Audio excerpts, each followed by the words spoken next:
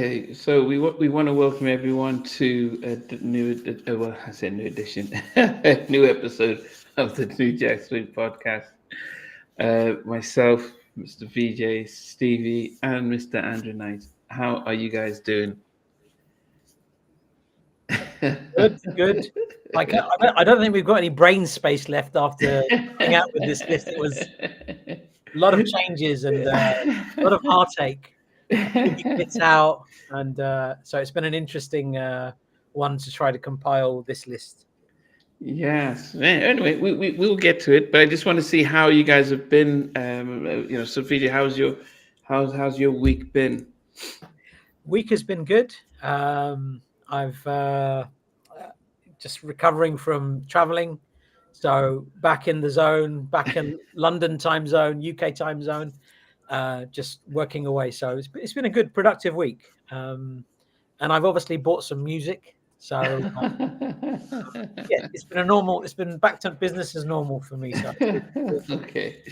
Well, hey, Last Exit Brooklyn, welcome, Big Mike. Full Body Joe says the Control album started the New Jack era. Okay, that'll be interesting. Well, we're gonna have a lot of debates, Full Body Joe. So, Melodic, how you doing? So, everyone, this is gonna be a fun episode. But anyway, let's introduce Stevie. How's your week been, Stevie? I'm very much bingo bongo, as my West African friends would say, in the Congo. And may the fourth be with you all. May the fourth. yes, Guess who's just joined in? The legendary recording engineer, mixer, Oh, wow. and producer, Mr. John Marie.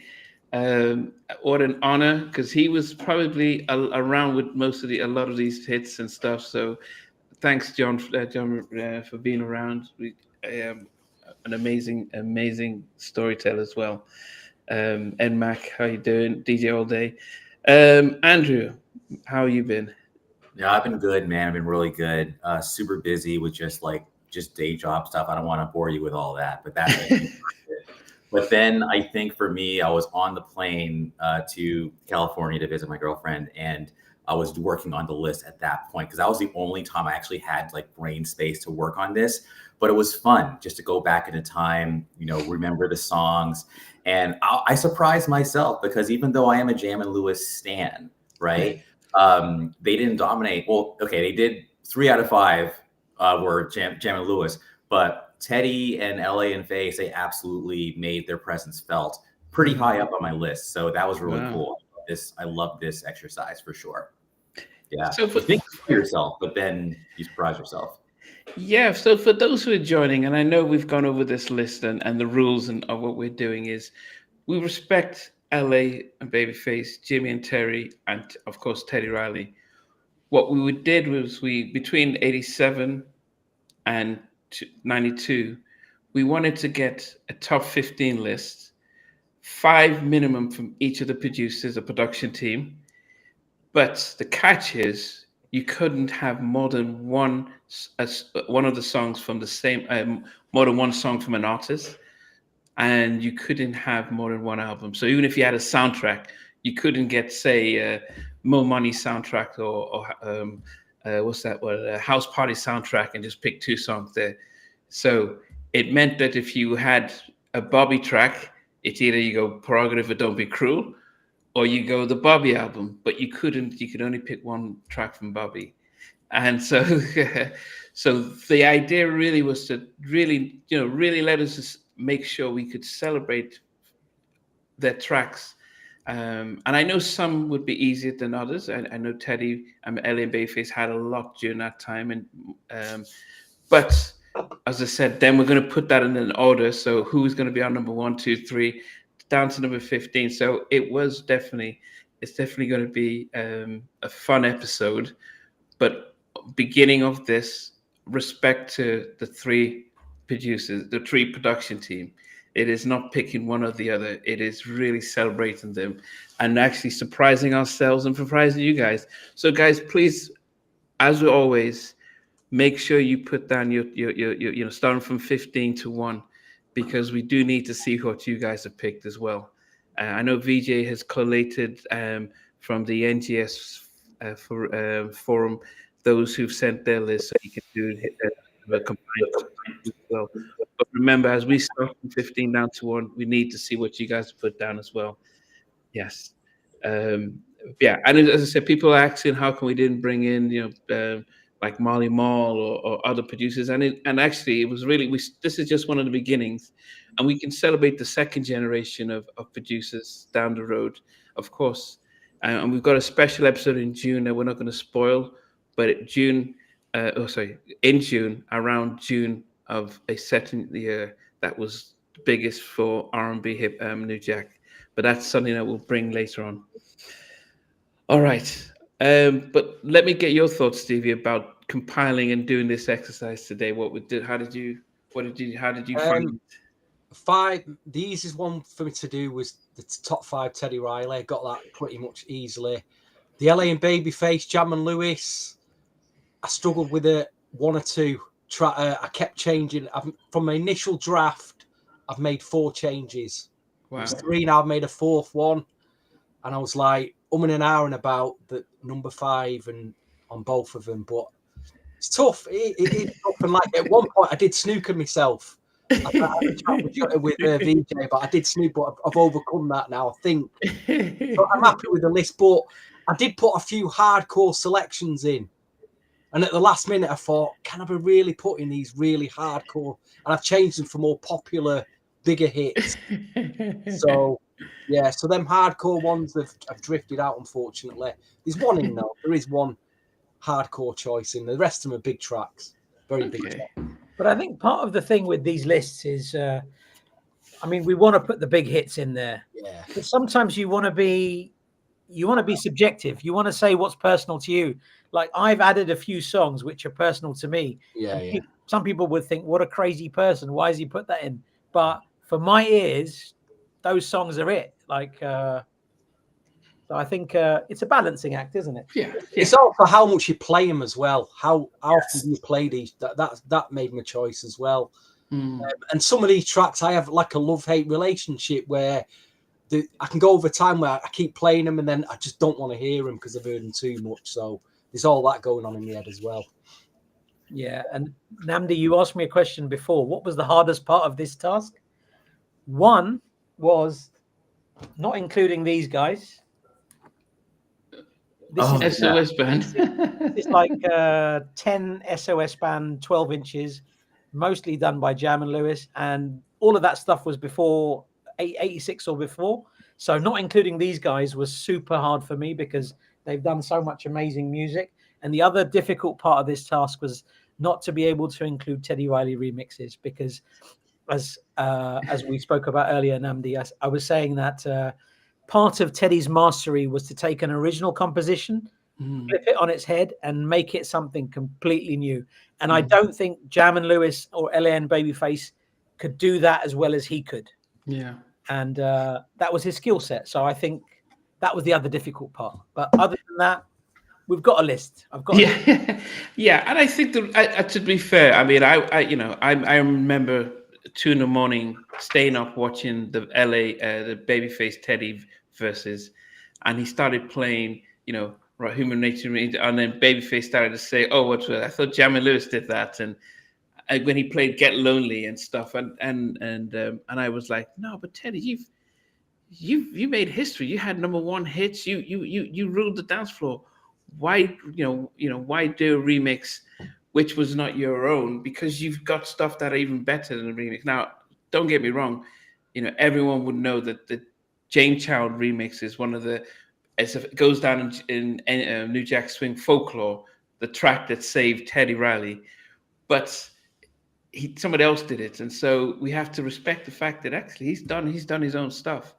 But I mean, as I said, you could, as I said, yeah, we wanted to just do the album cuts because the remixes are remixes. But this is just one format. We could try something else another time, but this was just one format. Go ahead, Nigel. I wanted to say something really quick. It's not necessarily a New Jack track, but the remix to George Michael's Monkey was Jam and Lewis. And they actually, I think, did a very good job of that. That's the one that ended up in the video. And when you compare the Monkey that was the video and the remix that Jam and Lewis did to the album version, it's like night and day, no pun intended. So I think Jam and Lewis could get their remix on when they felt like it. Pretty sure they did the Crucial remix as well. So I wouldn't sleep on them, but that wasn't their main bread and butter as a remix production force. They did some fantastic remixes for Angel Grant with the guys from Low Key.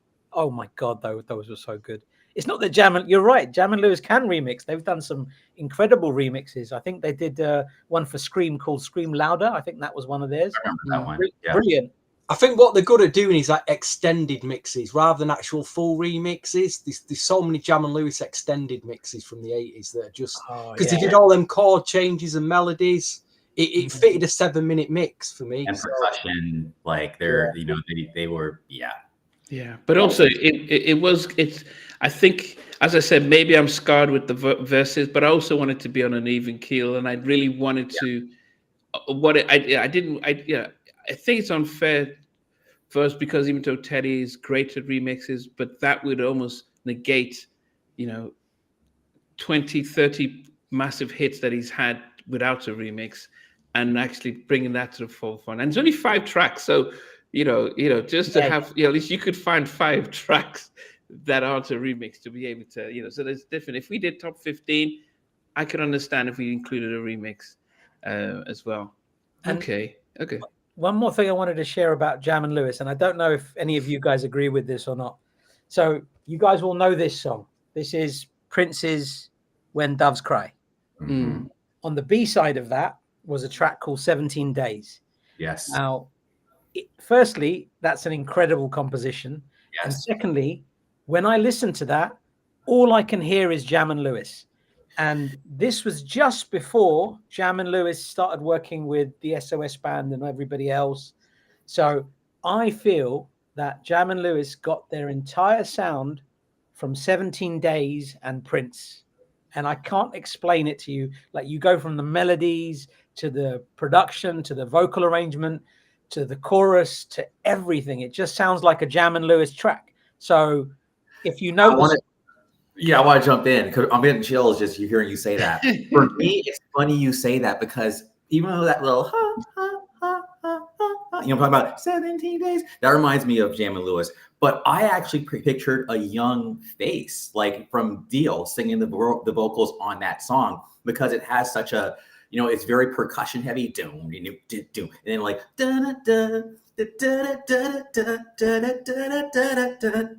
I hear face on that. So it's funny that you said that because you're thinking Jam and Lewis, I'm thinking bass, but they're both in the same universe. And I think they kind of looked at each other sometimes and even took notes from each other. Certainly with Romantic, that was a face like composition in a way that Jam and Lewis did. So I don't know, man. I just had to say something because that resonated with me, what you just said. It was a song that was futuristic. It planted seeds. I think that's what we agree on. Yeah, and the other thing is, if I ever got the chance to ask Jimmy Jam or Terry Lewis, how much impact did that song have on their sound?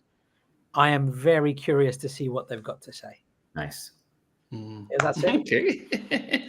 Well, without any delay, we're going to start with track number 15 on our list, and I have no problem starting and with that from myself, DJ Stevie. He's still called Michael Jackass. No, somebody did say, "What's Michael Jackass?" And I last night's podcast. Sorry, when somebody said it, I was wondering, what were they talking about? And I just realized that's just. If you've not seen the Michael Jackson Bad podcast we did last night, go back and watch that. From Okay. I've not changed it from. He's not changed it. So number 15 from me is a track that actually I remember. I remember being in boarding school in Nigeria. And we had this really tall, awkward type of guy who had a very angry type of persona when he's singing, and he just didn't seem to fit his face, and his style didn't fit his voice. And that's Alexander O'Neal. And I must say he's definitely vocally and his style, and what Jam and Lewis were able to do with him, and really bring out some the ballads, but the sort of the funk. I know that MMAC put Fake, but the song that really was big in Nigeria I can remember I was just in boarding school was Criticize. And having a track, I think it's if we reflect on what tracks back in the day, this is a man saying, "Don't criticize my don't I- you know." I think they got lazy in the '90s and they just say, "Baby, come over here. I love you. Let's go to the park." They were, Terry and Jerry Jam writing these kind of big, massive lyrics and stuff. So criticize, I was a kid, like, what are they talking about? Criticize. So for me, Criticize is makes number 15. It was a Jam and Lewis track, came out in '87. Mr. Alexander Neil from his Hearsay album. Really love that track. Black Guardian, welcome. Randy Pope, welcome, welcome. Blue, Joseph, welcome. Yes, VJ.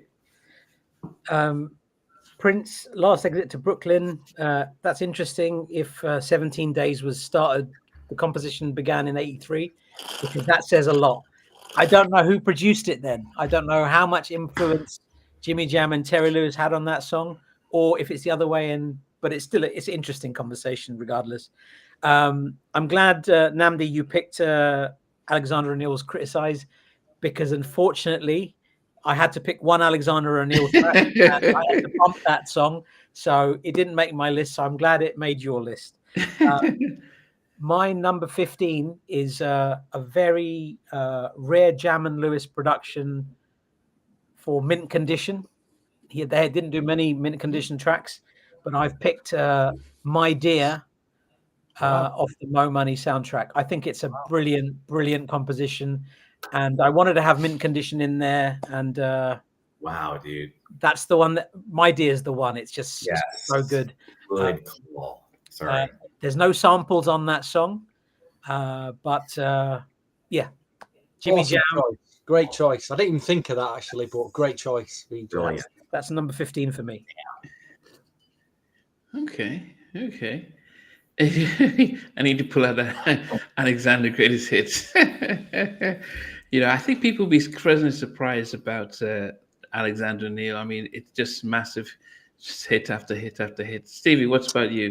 This is my first entry from LA and Babyface.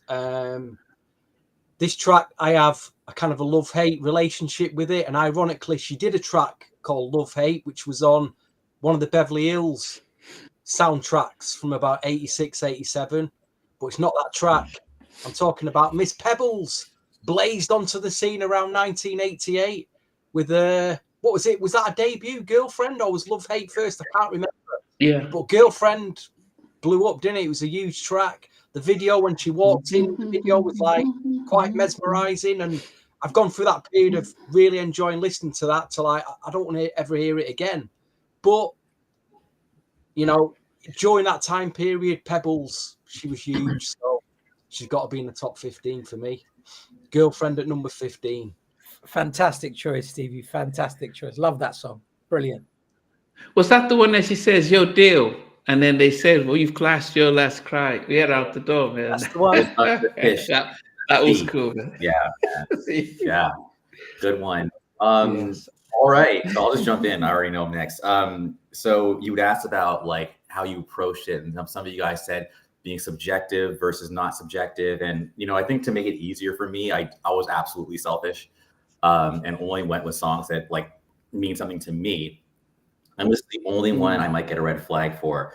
Shout out, by the way, to all the Alexander O'Neal people. Fake absolutely was on an earlier version, but didn't make it. Another one did.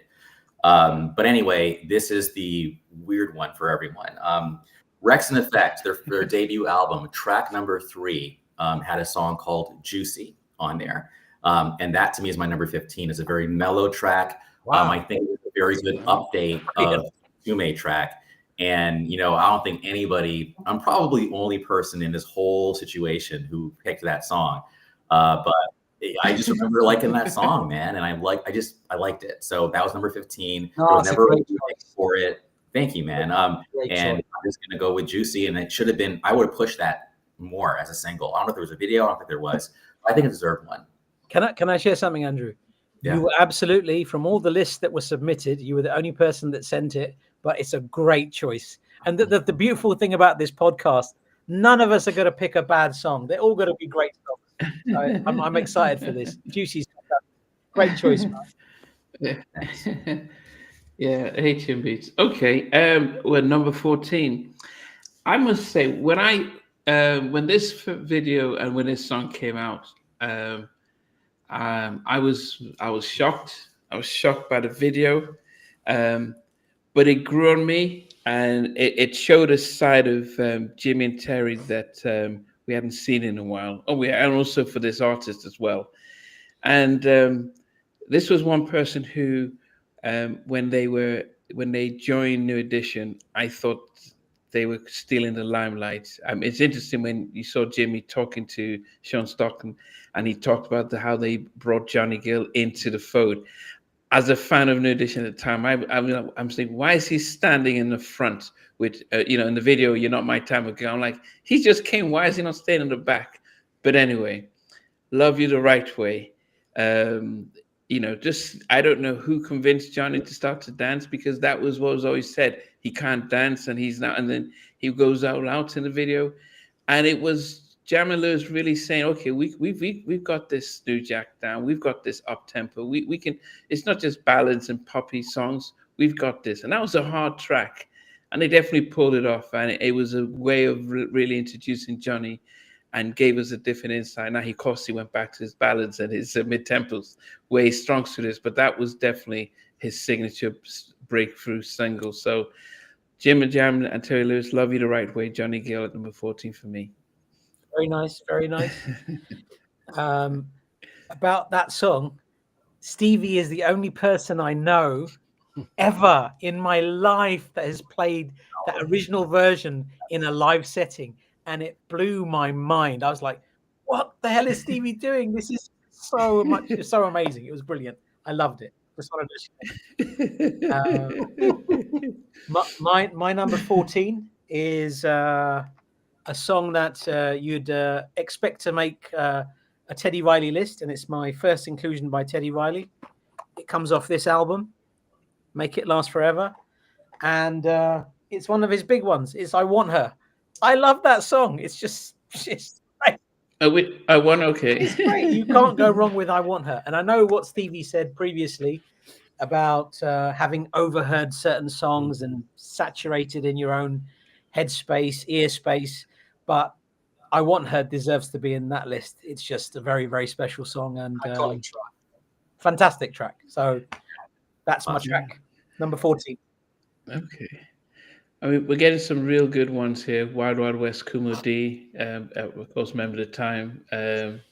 Somebody hopeful says they still have a video of Johnny dancing on Soul Train and sweating, still at the VHS. Okay. Yeah, Stevie, what's number 14 for you? It's my first entry for Jam and Lewis. On my initial Thanks, Sean. top 15, I'd realised I'd left this artist out, and I was scratching my head thinking, can I really leave this artist out? And then when it came to like, should I put her in? I thought I snookered myself here with the other big 5 tracks. So I left it. Unfortunately, Alexander O'Neill stayed in my chart for like 5 minutes and has now been ousted for Janet Jackson. I thought, how could I leave Janet Jackson out of my top 15? Oh. So Janet Jackson, I'll be honest, this was the track that got me into Janet, not the 86 stuff that everybody goes on about. I'd only heard the 86 stuff. I'd only heard the 2 singles that were on top of the pops at the time. What Have You Done For Me Lately? And that big ballad, which was that soppy ballad. What was it called? I can't remember. It's been a while. Yeah, it's late. It wasn't until I heard Miss You Much, the first single off Rhythm Nation, I was hooked on Janet. So Miss You Much has fell into my top 15 at number 14. I love that record. I realised how much I love that record. The 12-inch, the extended mix, everything about it, the video. So Janet, you got me. You got me on that. Right. Sorry, Alexander O'Neill, you've not made it tonight. Maybe on another night. Oh goodness, Miss Savio. Yeah, Babyface. I'm still wondering how come, how long. So I think that was outside of the era of 87 to 92.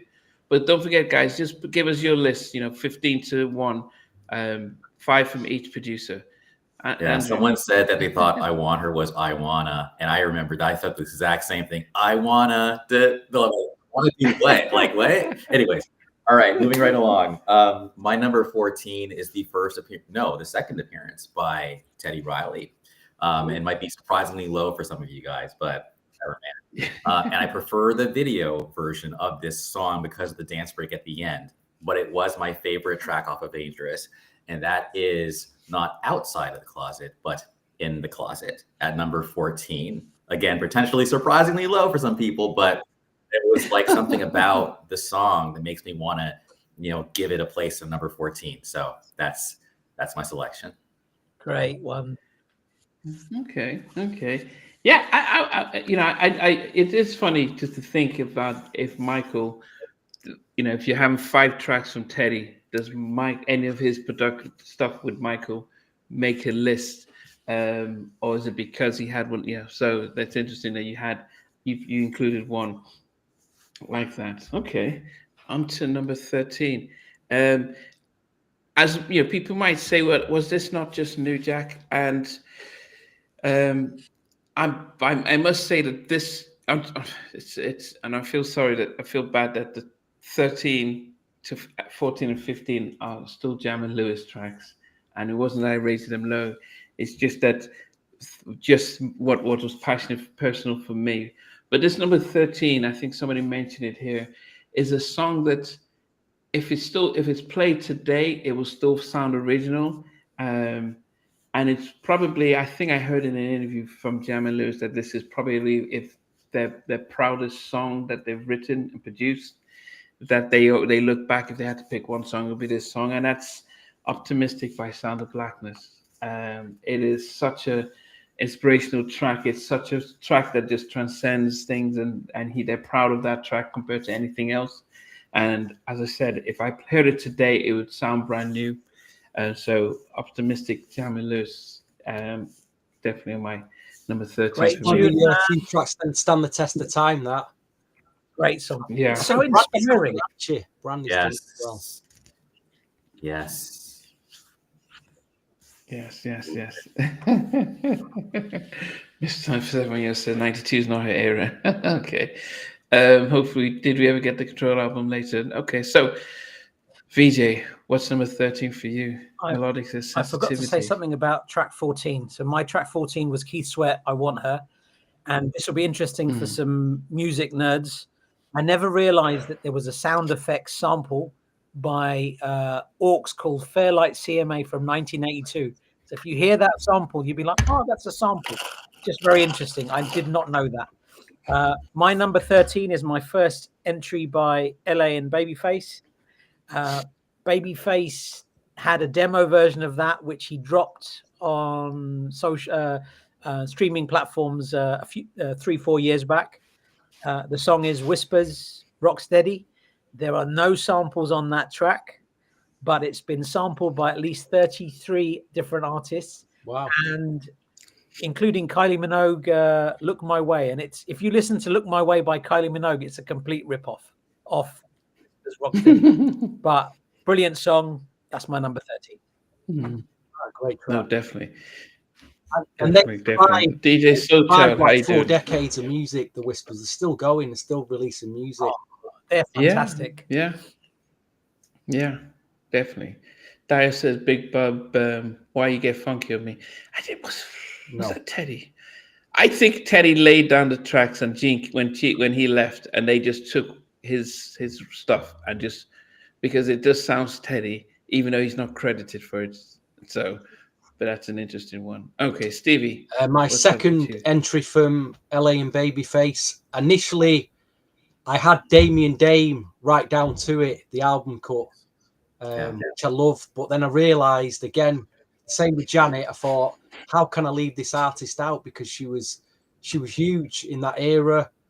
And I've ended up putting a track that makes me feel really good when I listen to it. Love the video. She looks amazing in the video to this day. Karen White, The Way You Love Me. Nice. That 89, Okay. Brilliant track.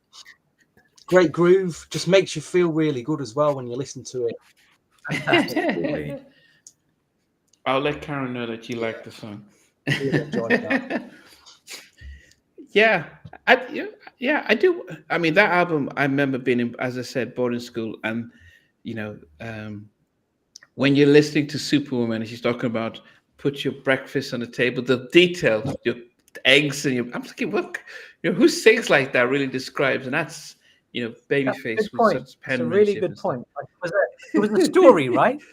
The entire Yeah, it was a is story, building and up. you could feel it. You Fantastic. could. You're right. That's a very good point. Yeah, goodness. Andrew, All what's right. you? Well, I just wanted to say The Way You Love Me by Karen White actually was on an earlier version at number 13. But now my number 13 is something that's already been said. It's the first entrance by my personal favorite, Shaman Lewis. And what I like about the song so much is the way it just talks about thinking positive and that you can win, as long as you keep your head to the sky. So just like Mandy at number 13, I've got that song, and it was a love at first listen for me. And every time I just let myself get lost in the track, it just absolutely does brighten my day. So as long as you keep your head to the sky, you can win. And that's the end of our TED Talk for You have to subscribe for the full talk. Yeah. Expect the link below. Yeah, definitely. Yeah, beautiful song.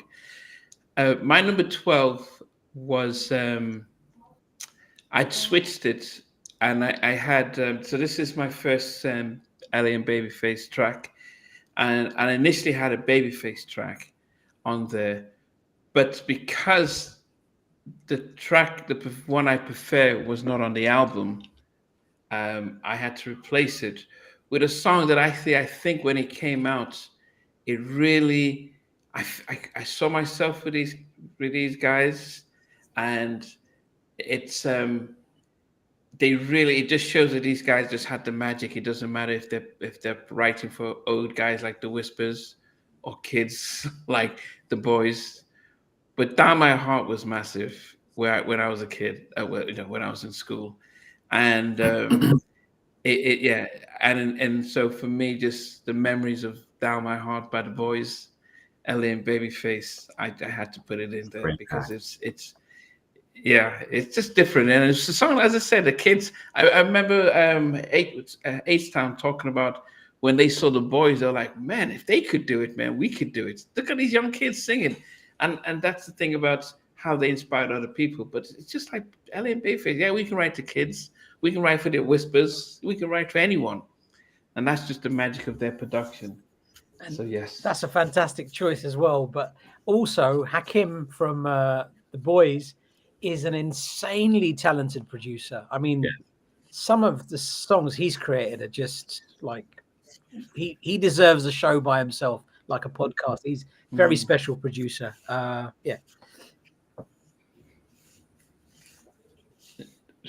12. Number 12. I was in two minds about which one of their songs to put. These guys did an album called Any Heartbreak, which was quite popular, especially in Andrew's head. In all of our heads, but especially Andrew's head. And I mean, I was going to go for one of the big ones. If It Isn't Love, Can You Stand the Rain, Boys to Men. But I had to go with I'm Coming Home. Only because nobody talks about this song enough. This song needed to be a single. I think it would have been a fantastic single. Andrew, you keep talking about there's a live version that exists and it's there and it's a little bit. And that's the only version that exists. I don't understand why this song wasn't bigger. It wasn't sampled, doesn't use any samples, but it was sampled in BBD's In My Crib in 2001. So I'm Coming Home needs to be on this list, and it's there. There you go. That's my beautiful 12. Okay. VJ, River Mandel says, what songs did Hakim produce? He did a lot of the Boys stuff. He did this fantastic remix for Tevin Campbell. Goodbye remix is just outrageous. His remix is definitely worth checking out. He also did a song called "All Right" by Classic Example. It was on I think it was one of those movies, like South Central or something. It was one of those hood movies in the early '90s. And then he did the entire third album of The Boys. So that whole album is him. And then he also remixed "Two Can Play That Game" on the remixes. Yes, he did. Then he did some songs for POV. They were like a group out of Philly. I can't find their album anywhere, honestly. I'm sure I could like find it as a collector, but like it's on streaming. But yeah, he did his thing. And then for the New Kids fans, he did do "Summertime" for them. I just know that because like I saw his name later on in 2008, I think, and I'm like, whoa, okay, all right, do you? The Saga Continues was a very good album, and it was all I think mainly because of his production. Yeah, love that album. Okay. Mm-hmm. Yeah. There's some good shouts there, Jesse Powell.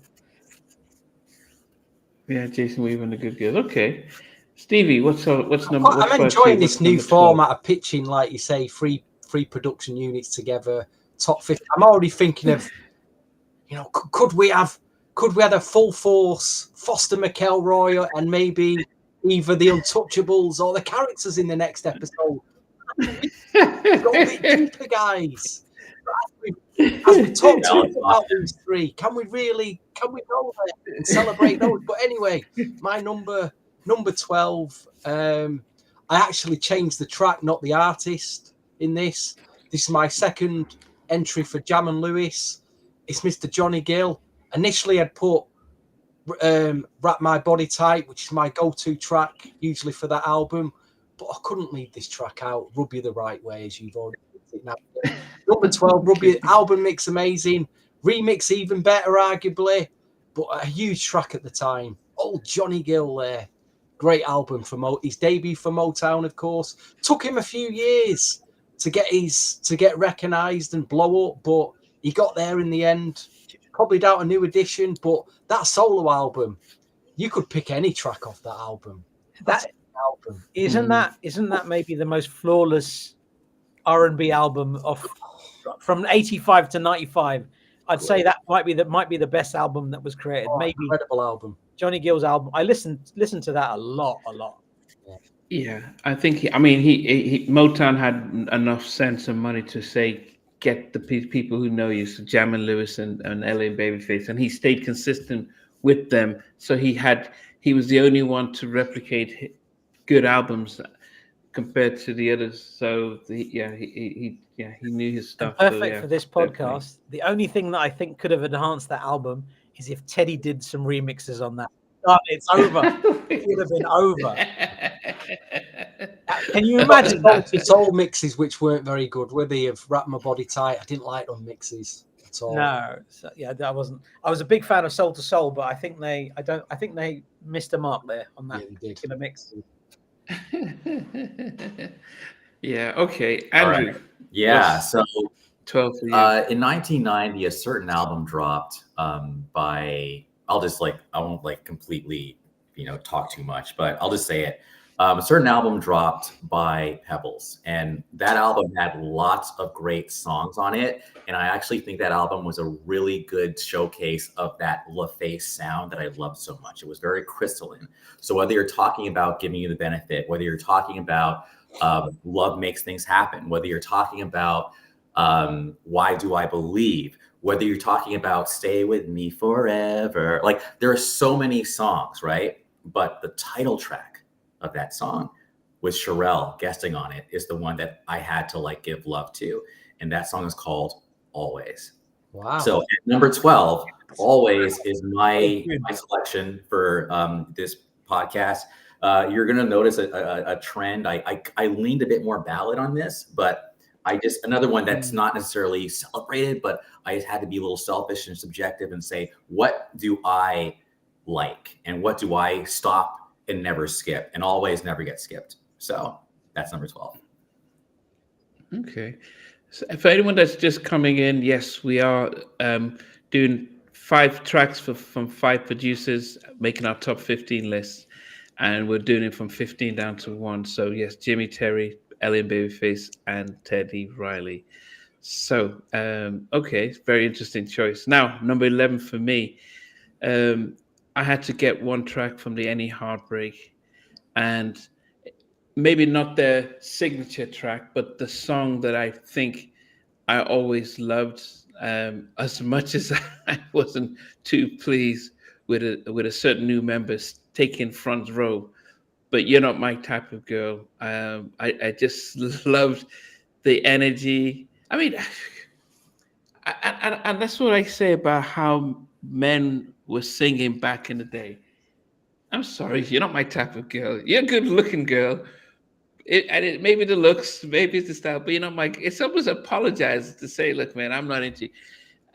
And I think that's just so different from where we are now, where we got to, where it's begging and baby come here. And, it's just amazing how they were, and that's, I have to give it up to Terry as a songwriter to just think about these type of things and stuff. But You're Not My Kind of Girl, new edition, Jimmy and Terry at number 11 for me. Imagine, like you say, saying to her, put him right in a song and saying to a girl, I'm sorry, you're not my type.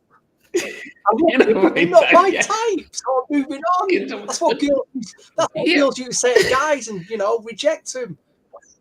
Yo. Made a whole song about it. Yeah. But that's the thing. It's just flipping it. This is what girls were saying, and he's saying it. And ladies now, what a man over 6'4" and he's got to earn $100,000 a year. That's why you're single. That's why Senator Palpatine is on his way for you as you get older and you got your cats in your bedroom because you can't get a man because your standards are too high. Sorry, you're not my type of girl.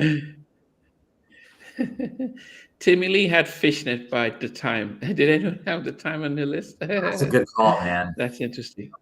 Yeah, they did. Yeah. Dio had Heavy Dinner Boys, You Got Your Own Thing. I think that was him solo, actually. But either way, Fishnet, Black Pantyhose. Good call, man. Jam and Lewis did the Pandemonium album, 1990. I think that was all Jam and Lewis as well, predominantly anyway. My number 11 is... I mean, this song was only available on the LP when it first came out, it's a Teddy Riley and Bernard Bell track, and there's an unknown singer called Tony Thompson who just blew my mind with this song. This song is everything. High Five, I Like the Way, Kissing Game, Done, and Done. It's perfect. You cannot. Oh, it's just too good. It's just too good. And I think Teddy Riley and Bernard Bell had arguably the best chemistry when they made songs together. Those two together, every song they did together just hit. Yes. The stuff with the Winans, Guy Let's Chill, just anyway. Remember the Time, like that was them too, I believe. So yeah. Yeah. No, definitely. I mean, rest in peace, Bernard Bell passed away about 2 years ago. He was in hospital stroke. The brother Regina Bell, as well, and he was the choir director in Paterson, New Jersey. So think about Big Bob, and today think about Eric Williams and Chauncey from Blackstreet.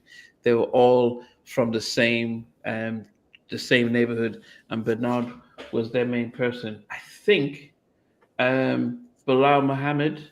If you remember Bilal Muhammad, who's a songwriter, producer, he was also even though he was a Muslim, but he still learned under them as well. But yeah, rest in peace, Bernard Bell. And Bernard Bell was also, before Today Were Today, they were the Gents, and Bernard Bell was in that group. So imagine Today and Bernard Bell all in one group. Imagine what that would have sounded like if they'd stuck together as a group. That would have been a good look, I think. Yes. So Stevie, VJ is as a bigger Teddy Riley fan as he is, he's had 2 shots here out of his top 5, and he's not even in the top 10 yet. He's not even me. Yeah, you. Oh man, he's had 2 of his Teddy Riley tracks, and he's not even in the top 10 yet. So the one thing I'll say though, his Teddy tracks. When we had the NJS Forever forum, my icon was Jimmy Jam and Terry Lewis. I'll just say that. For most of the time, it was Jimmy. I'm just saying. I'm not saying. Self-proclaimed self-proclaimed biggest Teddy Riley in the world. This already used. No, I love Teddy. I love Teddy, but Jam and Lewis, LMB, this is the click, man. This is like the super click. All three of these guys, we know what. At number 11, Teddy, are you ready? Because I got one for you now. You may have forgotten about this, I don't know. But at number 11, my first Teddy Riley entry, and this is probably my only hardcore selection, because I know you guys are going really deep and personal with your selections tonight. So I thought, any Teddy Riley top 10 I come up with, this has always got to be in it. It's more of a hardcore selection, more of a DJ selection. Wasn't really a hit, but still the production is amazing. And that's Bubba, I Like Your Style, from the House Party 1 soundtrack. One of my greatest New Jack Swing tracks of all time, that. Why is it number 11? I've no idea, but it's there anyway. So there you go. But you also have to mention who was featured on Tammy the track. Willis, of course. So, I mean, when you have, and then but I mean, that House Party soundtrack, House Party 2 soundtrack, it was a fire. Great choice. Great choice, TV. Yeah, I'm shocked it's at number 11, though. I am shocked. I'm quite shocked that High Five track is at number 11. Dude, there's too many good tracks. I know. If you see what goes from 50, I had a list of 25. If you see what's from 16 to 25, you'll be in tears, man. Wow. It's so tough. I have interviewed Bahar Muhammad, and it's coming up in a few weeks. You've interviewed him, sorry. And he's Bilal Muhammad. Yes, and he's working with Teddy, with the new guy, the guy who sounds like Michael Jackson. Brandon Casey. Yes, so they're working together on stuff. Yeah, but anyway, I'm surprised. We're at number 11. We're at number 11, and I've not had a Teddy track, so you can see the difference between the three of us. But anyway, it makes sense, Andrew. I bet your number 1 to number 5 are all Teddy.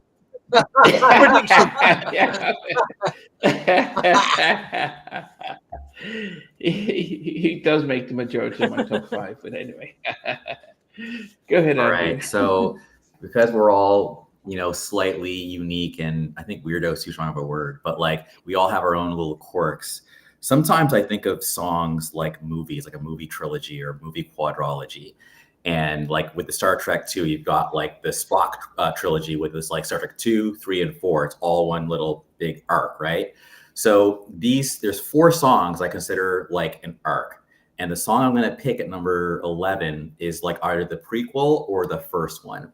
But the second and third and fourth songs are in that little group are Candy in the Rain, then Come Back to Me by Janet Jackson, and then finally Do What I Gotta Do by Ralph Tresvant. But the song that kind of started it all for me, and literally at the end of the song, I'm getting chills. He goes, I think, what comes after the sunshine? It's the rain or something like that. And then it's Candy in the Rain. It's Alexander O'Neal with Sunshine. I just feel like that's where it all started as far as that vibe, that sound, the chord changes. Fake was there, but then I was like, wait a minute, looked at the date, and I'm like, oh, it's 87. Sorry, Fake. And Sunshine is at number 11 for me on Alexander O'Neal. Brilliant selection. That brilliant song, man. What a tune. My Sunshine. Well, how many of us have had Alexander O'Neal in our top 15? I've got Andrew has got. Did either one of? I think Stevie pushed him out, right? Did you have? I had initially. What can I say to make you? Oh, then you took him out. Okay. He's still coming for me. He's still coming. Okay. No, I'm just saying that actually it's amazing that actually the influence, the partnership with Jimmy and Terry, that we definitely had to really give him his props and flowers and stuff. Okay. That was number 11. So top 10. Number 10 for me. You know what? I think what I had to do with this, and during the lockdown, the writer of this track played the demo for this track and said, look, this was the initial demo, and put it out, and actually had a mini-me version of himself when he was singing the track. But for them to be able to get an old school band and make them current again, it is LA and Babyface with the Whispers, Rock Steady. You got these old guys being back on the forefront, and if somebody asks, does anyone put the Jacksons? Nothing compares to you. When you get a hit song and you can give it to anybody, whether it's kids or old men, it's a hit song. Is a hit song. Doesn't matter who sings it. And Rocksteady by Ellie and Babyface really, I didn't really, the Whispers were bands that my dad used to listen to. So for me now to jam to them with Rocksteady, it is just testament to what the magic of Ellie and Babyface. So number 10 for me is Rocksteady by the Whispers. Big tune, man. And the other thing, I think a great moment for LA and Babyface, because one of their heroes was Quincy Jones. He turned around and said that song is, the funk in that song is very, very special, or something, words to that effect. So to get that nod from Quincy Jones, if you're a young LA and Babyface, would have been incredible. So fantastic song. Hopeful says they're not old, they're just seasoned. Yeah, you're right, they're seasoned. Melodic says Rocksteady was in his list, but he squeezed it out. I'd previously worked with the So Good album. Oh, but they were signed to Solar, the same with the deal which LA and Babyface were part of. So I can imagine that. Yeah. VJ, number 10 for you. My number 10. This was massive in the clubs. My two of my dad's brothers had a DJ unit, and they used to take me. I was very little, and because I was little, they used to get more attention from the ladies because there was a little guy. They'd be like, "Oh, look, this is my nephew." And then but their DJ selection, the song selection was incredible. My youngest uncle, and he used to always play this song by the Mac Band, "Roses Are Red." Oh yes. My God, this song is so good. It's too good, man. "Roses Are Red" is just perfection. Everything about it, it's magic. There's 3 LA and Babyface tracks on this. There's another track called "Stale," which if you don't know it, you should check out. But the other one you should check out on that album is a track called "Jealous," which is brilliant. But "Roses Are Red," that's my number 10. And it uses a sample, supposedly, by a song from the 18th century called "Roses Are Red," and it's traditional folk. I don't know which element it is. I don't know anything about the sample, but it's random as hell, that fact. So I just thought I would share that. Nice. Wow. That's number 10 for me. Okay. Yeah, definitely a good song. I know some people are putting out remixes, and we decided to, no, this album cuts just to give the honors to the producers here. So album cuts. But Stevie, what's number 10? is a track dripping in melody, groove, chord changes, great song. VJ just mentioned it. It's Steal My Thunder. But what I'll add to that track is the 12-inch version had a 9 minute and 15 seconds extended mix. What 9 minutes. 15 magic. And I still didn't want it to end after 10 minutes. Exactly. But yeah, something special. And the Matt Campbell brothers, one-hit wonders in terms of pop music, because the only big hit they ever had, even though they did about 2 or 3 albums. But what a track! Roses Are Red. Probably more for the UK audience. The UK audience over here in '88 really, pop soul audience really took to that track. And it was big in Nigeria. It was big around the world. It was definitely definitely. It's underrated for me today. Not many people still talk about that track, but it had to be my top 10. Number 10, my third LA and Babyface entry this evening. Fantastic. Okay, nice. What did you go for, number 10? All right, so I'm trying to find the lyrics that I want to. Here we go. So if you guys know what this song is at number 10, this song is very swagalicious, a lot of swagger. It's a Teddy Riley production, and I think the beat is just insane. I will do the Running Man no matter where I'm at if I hear this song. And one of my favorite lines is, Here's Here's a perfect description of me: 6'1" and dark and lovely. And if the saying black is beautiful and it's true, not phony, I'm browner than Bobby, so won't you be I'm browner than Bobby, so won't you be my tenderoni? I'll never be a rapper. But that said, it's called I Get the Job Done by Big Daddy Kane, with Teddy Riley doing I work. Boom, boom, I work. Boom, boom, boom, I work. Baby. Like, come on, man. Like, that song is just the beat, the music, the lyrics, the whole thing is just 1989 in his bag. You know, Scoob and Scrap doing their thing. They have a little routine where they go up. I mean, the whole song was just fire. So that was Teddy Riley saying, yes, I'm a guy, but I'm also a beast in production. And this is my announcement to the world that, you know. That's a great choice, dude. I was not expecting that. That's a really good choice, man. Yeah, I mean, hard production. Same thing he did with Kumo D. You know, he had some real strong production, and to think that was where he felt comfortable in doing that type of production stuff. My name ain't Keith, so please stop sweating me. That's one of the lyrics I remember. Oh goodness. Okay, so number 9 for me was Teddy's first #1 song. And when I say #1, that's Billboard #1, so that's on the pop charts. And it's a song that a lot of people didn't realize he did, because it didn't seem as hard and stuff. But it's stuff that, of course, it has the lyrics of the legendary Bernard Bell. It has the engineering and mixing of Dave Way, and he actually gets credit as a co-writer on the track. But Kissing Game is, you know, it is. I remember speaking to Marcus and he was saying that they were just in awe that Teddy's there, telling them, "Okay, guys, sing this," and they you know, this just in awe just watching him. But it was, you know, that just told us at an early stage how special Tony Thompson was, and how much he probably should have been given that opportunity to shine. I don't know how his debut album messed up. He should have done better than, you know. You have Usher, you have Tevin Campbell.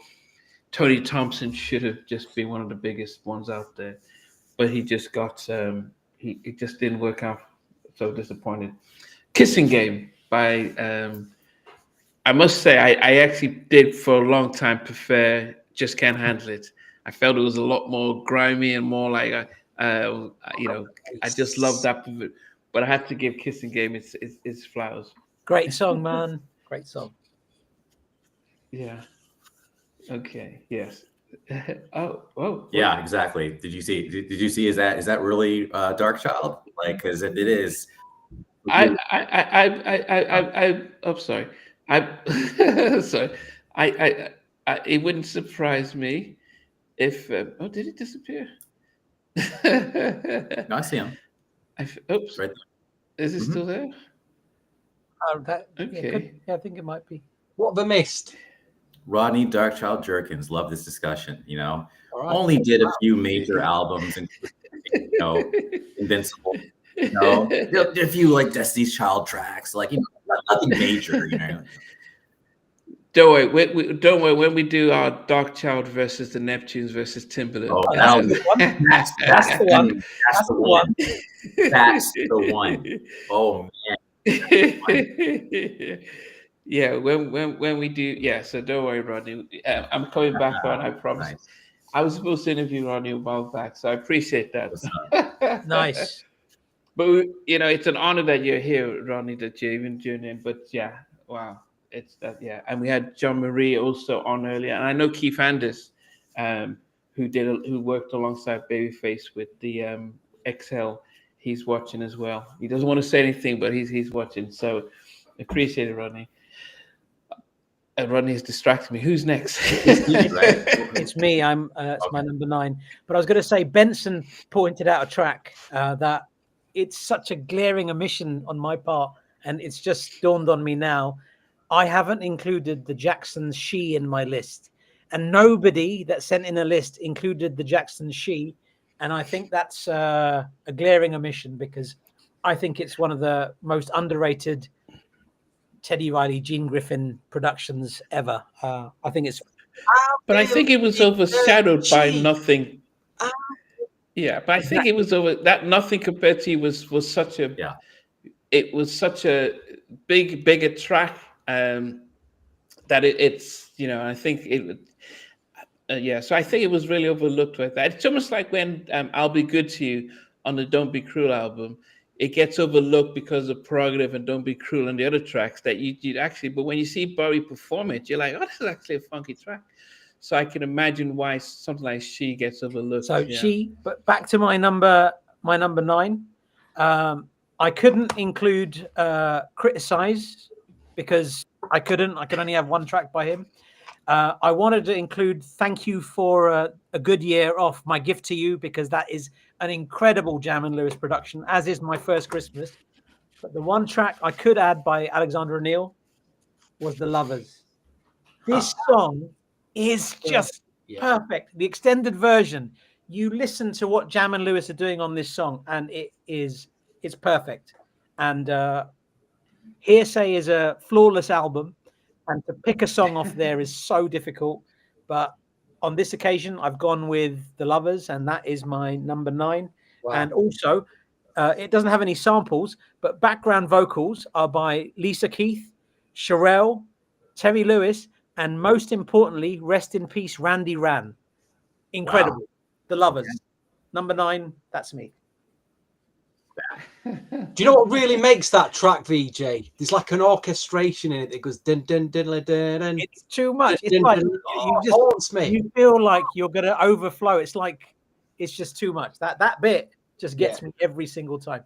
You know exactly. That's exactly what I'm talking about. Yeah, I've forgotten about that actually. Now you mentioned it, that when you brought, I thought, why? I'm thinking, why have you picked The Lovers? Then I remembered that bit in it. We could dun dun dun dun dun.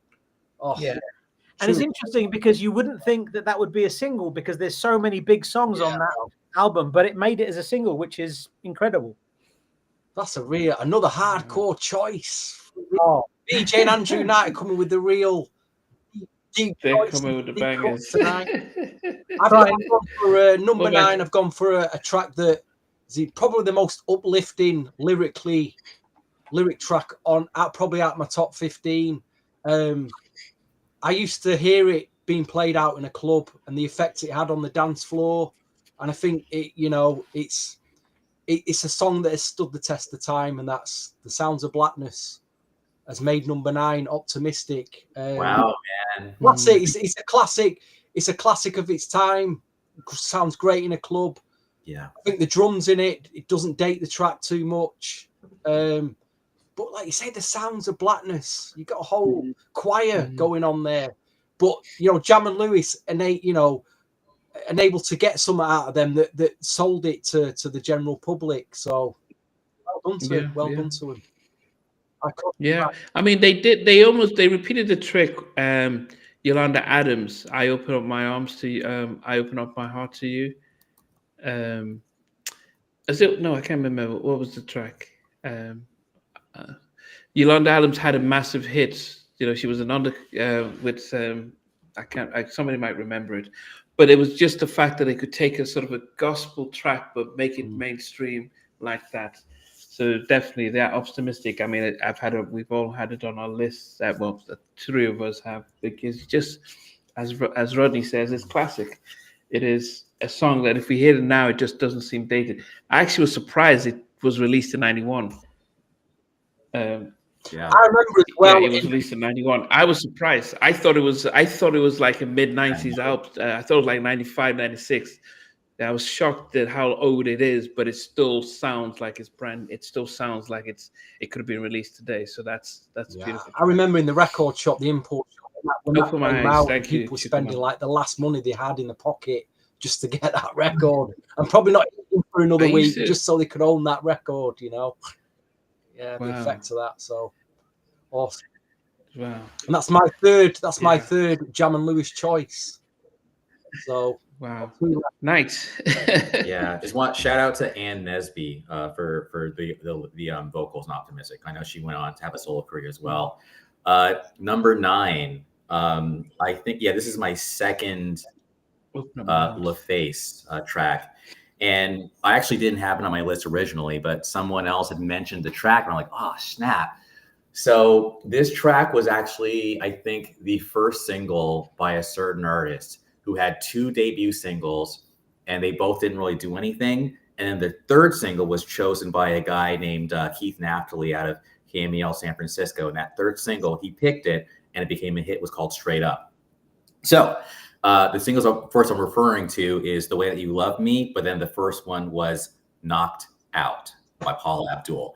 And I do think that even though Knocked Out didn't make any noise until they came back around and re-released it after Straight Up, Forever Your Girl, Cold Hearted, then I think Opposites Tract, then they came back around and put out The Way That You Love Me, and then Knocked Out, to finish it off. Great track. And I think that the first version, the album version, is a bit timeless. I love I'm not a musician per se, but there's like a, I'm sorry guys, I had to make the noise, but I love that. And then that, and even when she goes like, hi, and then Babyface goes, hello there.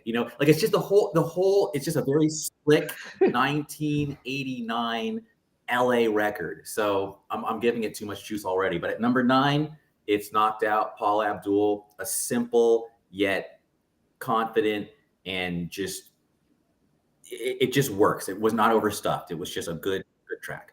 Solid. No, definitely. I mean, it's amazing. Paula started as a background a dancer, choreographer, and she, before J-Lo, there was Paula Abdul, but they really did a good thing with Straight Up, but that was massive. And so I think just like Bobby's Prerogative and Don't Be Cruel, anything else, everyone, everything else. Okay. I'm just. What was that? Okay, was that a train? Oh, yeah. Andrew forgot his singer voice today, so I'll save that for later. There's more coming up. It's coming. Okay. It's coming. No, number 8. When I thought about this, so I've gone back to Ellie and Babyface with this track at number 8, and I looked at the, because this artist had 2 albums, both produced by, like many of them, like Johnny Gill, had both Ellie and Babyface and Jimmy and Terry doing the production. But I would say that this was probably my favorite track from this artist, because when I asked, because the rumor back when I was in boarding school was Don't Be Cruel was supposed to be written for Karen White, but because there were raps in it, they gave it to Bobby Brown. Now, both Daryl Simmons denied it, says no, it was always going to be for Bobby. But then Karen does some little raps in Secret Rendezvous. She's dancing. She is just off the scale. If you see her perform this on, I think it's on either the Apollo and then on Arsenio Hall, people talk about Beyonce with Dance with Heels. Karen was just going crazy with her high heels on, dancing and singing. And I just love the vibe for Secret Rendezvous. That's my number 8. I think, that was just such a, as much as so everyone had The Way You Make Me Feel, and I thought that's a good song, but to me, Secret Rendezvous was just. Finally, Namdi picks a Karen White record. Right? Finally, at last, he picks one. What a trying tune. to do a Karen White podcast top 10, but it's like he keeps umming and ahhing. I'm like, no. That would be a great podcast. There you go. It's for 3 days, albums. man. 3 albums. What is going on? Yes. Don't worry. It will become, and hopefully it is it is the AI version of LA Babyface. Jimmy and Terry. You're not a huge fan of Janet Jackson, but you're more of a fan of Karen White. But you won't do a Karen White podcast top 10. It doesn't make any sense, Namdi. Yeah, we'll definitely get there. We'll celebrate that. Yes. Oh, Mac had it at 13. Okay. 2 wrongs don't make a right. Oh, that was Paul Abdul That right? was, I think Michael J. Powell had done the original version, and Teddy did the remix for that. Okay. Dave Peaston. Okay. Yes. Okay. So that was Super Runner number 8 for me, Karen White. Very good. VJ, what is number 8 for you? Before I talk about number 8, I just wanted to say, Rodney Jerkins, the one single that he should have, I wish they'd dropped, is Intro Strung Out on Your Loving, because it's the best song on that album by far. And I was wondering, who's this Rodney Jerkins kid? Who is this person? And it was brilliant. And there was also a couple of tracks by N Ton, which were only on a Down South Records promo cassette, and they are brilliant. I don't know why they didn't come out. Rodney, if you're if that is you and you're listening, then just wanted you to know that. My number 8. So there were 2 versions of this song. There's one that came out on the Juice soundtrack, and as fantastic as that is, Teddy Riley featuring Tammy Lucas, I had to go with the Heavy D and the Boys version of Is It Good to You, because the production is flawless. You cannot fault that production at all. You've got Heavy D rapping, you can't lose. You still got Tammy Lucas on there, brilliant, and you've got that incredible Tammy Lucas, that Teddy Riley production. I remember listening to this in a sound system in a car, very, very loud, and just thinking, this may be the best song ever made. I was just so excited. It was the magic. So that's how Is It Good to You made me feel. And as welcome as the version on Juice was, it didn't quite hit for me the way this did. Obviously, then there were the remixes for the Tammy Lucas version with Teddy, with Rex and Effect. That changed things a little, but this original version by Heavy D, very, very special. And obviously, it samples Junior Giscom's Mama Used to Say from 1982. Wow. Yeah, because Tammy did say that, it was the original version with Heavy D, and they just said to Teddy, can you just write? And Tammy's a writer, so it was not hard for her to write the lyrics for that. I like the video with Teddy playing the drums and doing that stuff.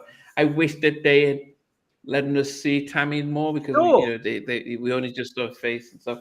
Yeah, okay. I wish they'd shown Tammy more as well. What's he saying? Thank you, VJ Strong. Was his first place one of his first placements? But I had a better song with Kenny Green that no one has ever heard. Don't say that, Rodney. Don't say that. Rodney Jerkins, Kenny Green together, and oh my God, my brain's gonna. I was just listening to the demos, and I think that's the thing that Kenny just had so much stuff, and goodness, hopefully, Rodney will get to see it. Wow, fair enough. Wow. Stevie. Interesting. VJ's got to number 9 and has now used 3 of his Teddy Riley top 5. What's going on?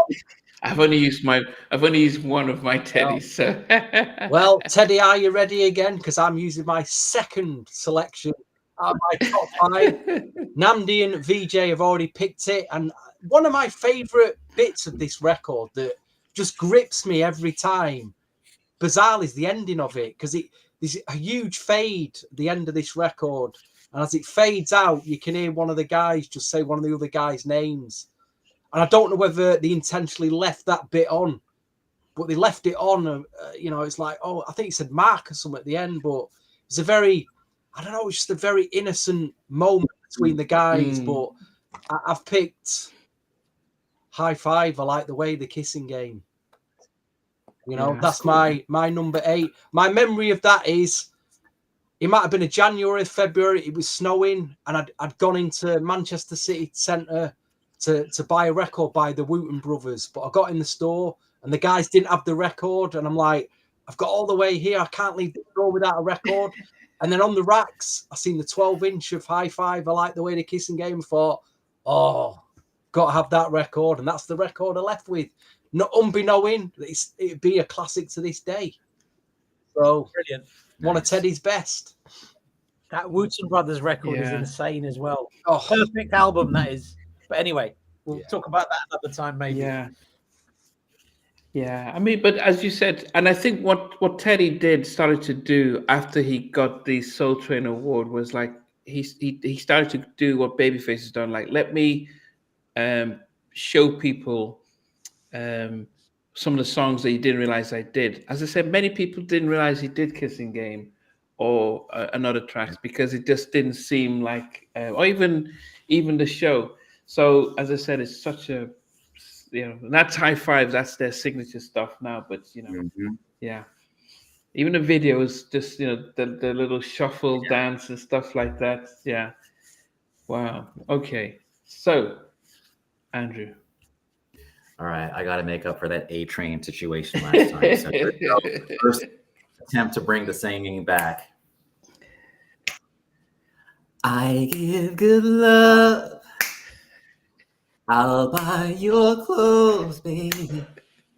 I'll cook your dinner too. Yeah, baby. Soon as I get home from work, I'll pay your rent. Your faithful lover.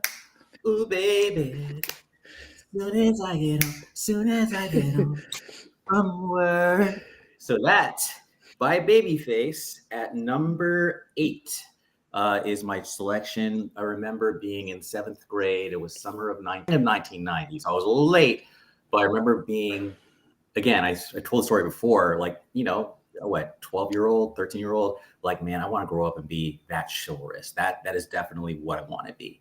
And yeah, I think I'm getting there. I'm not paying for everything, but I definitely, I'm having that kind of life. So thank you, Babyface, for imprinting and inspiring this now 48-year-old. So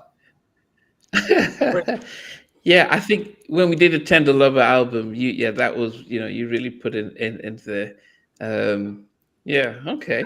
Is Well the done with US that. bringing Pop Idol back? We're going to get Andrew Knight on it with his performance there. They still have American American Idol, Idol, and whatever they you call still it. have The Voice. They still have The Voice. Okay, top 7. This song itself, it's a legendary track. I remember interviewing.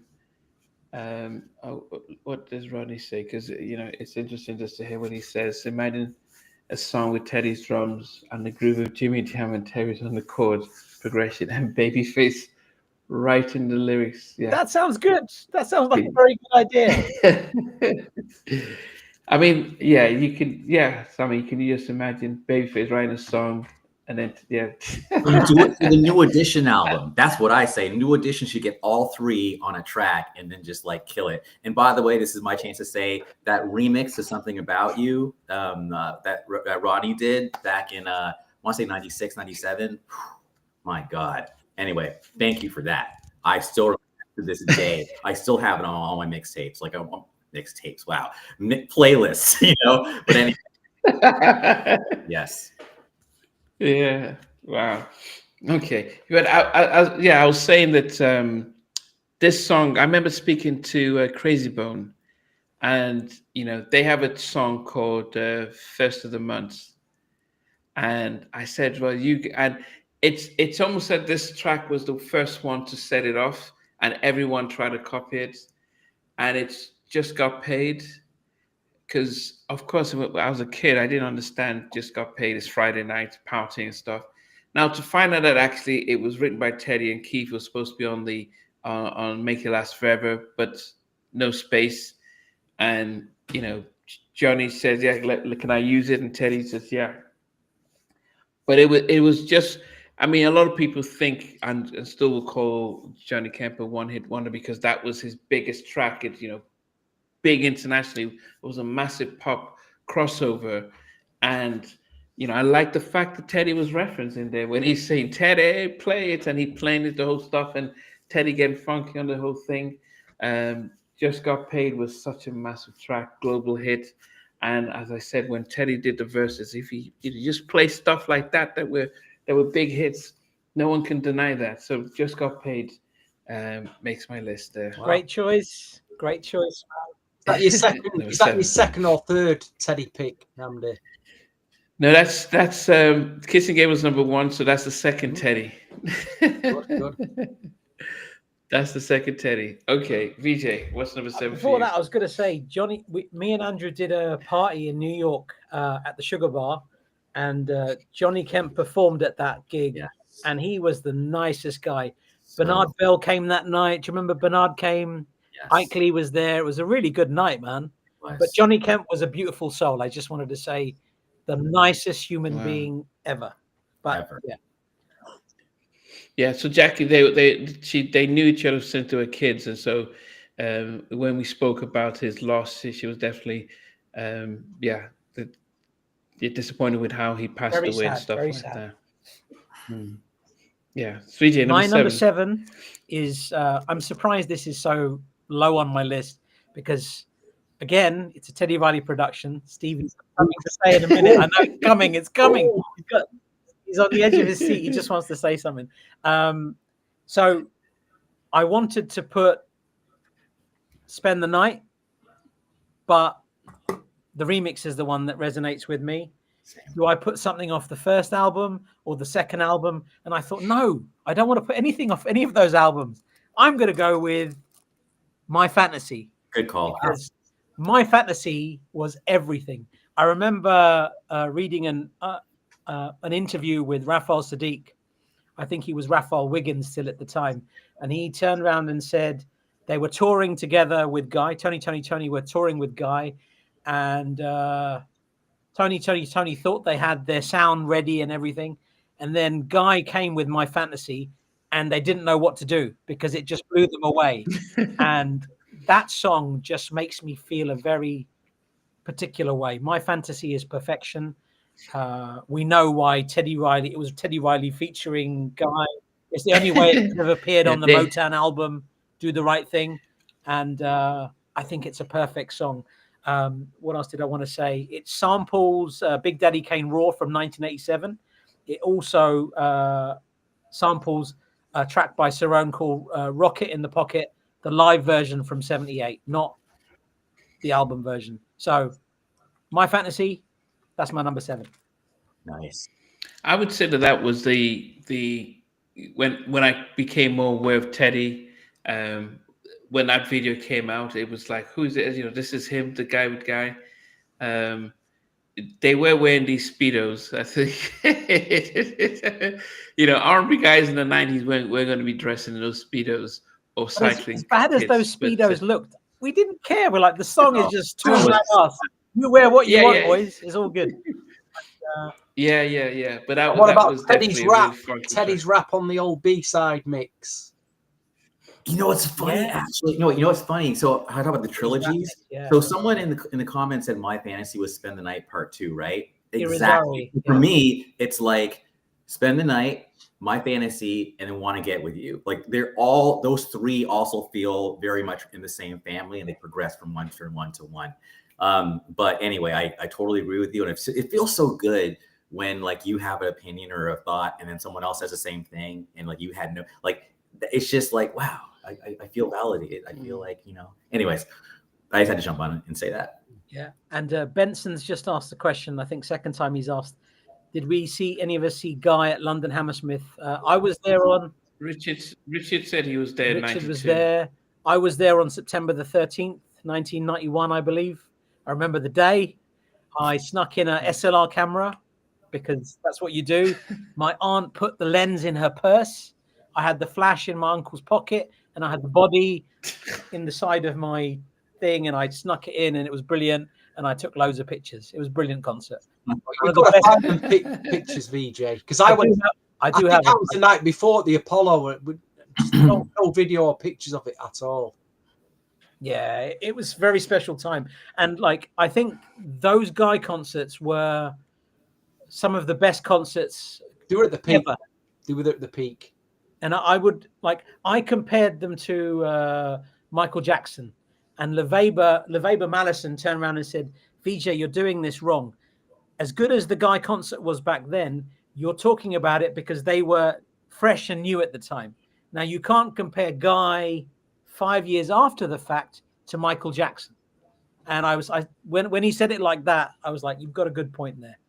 But at the time, during the Future tour, insane. Yeah. Guy were unstoppable, the best of the best.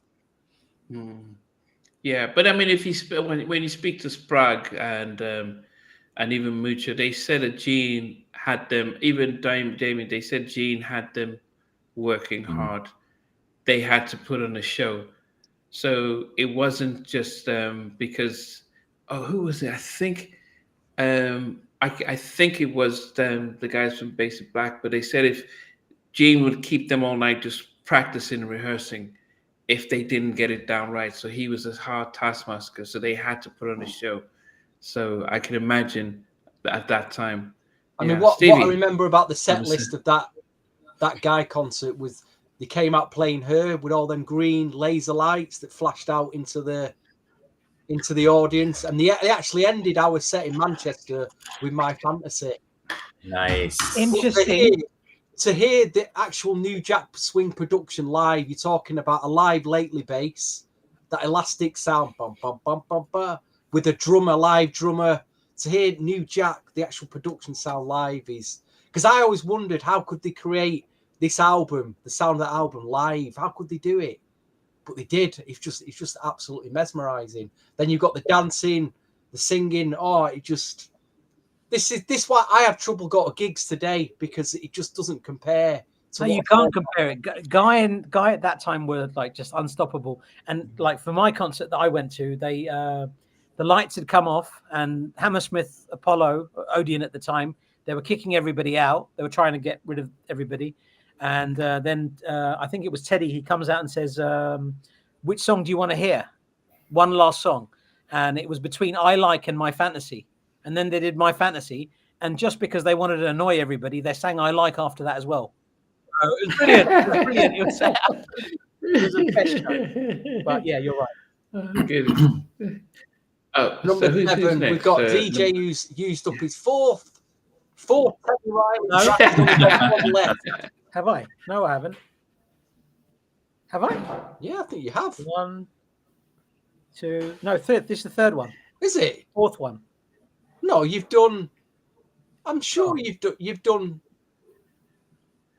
I don't know. I think I've messed up my list. I think I've got an extra Teddy Riley track. No. Oh, mate. Oh no. But I'm going to leave it as is. Let's just carry on. Oh dear. Well, I'm going to use up my fourth LA and Babyface produced written track. I reckon you three may have. It could be early this, but you three may have not even picked this. It was a big track that year, and I think maybe some of you've forgotten to add this. But it's arguably one of the best ballads of 1989, vocally, song-wise. Oh.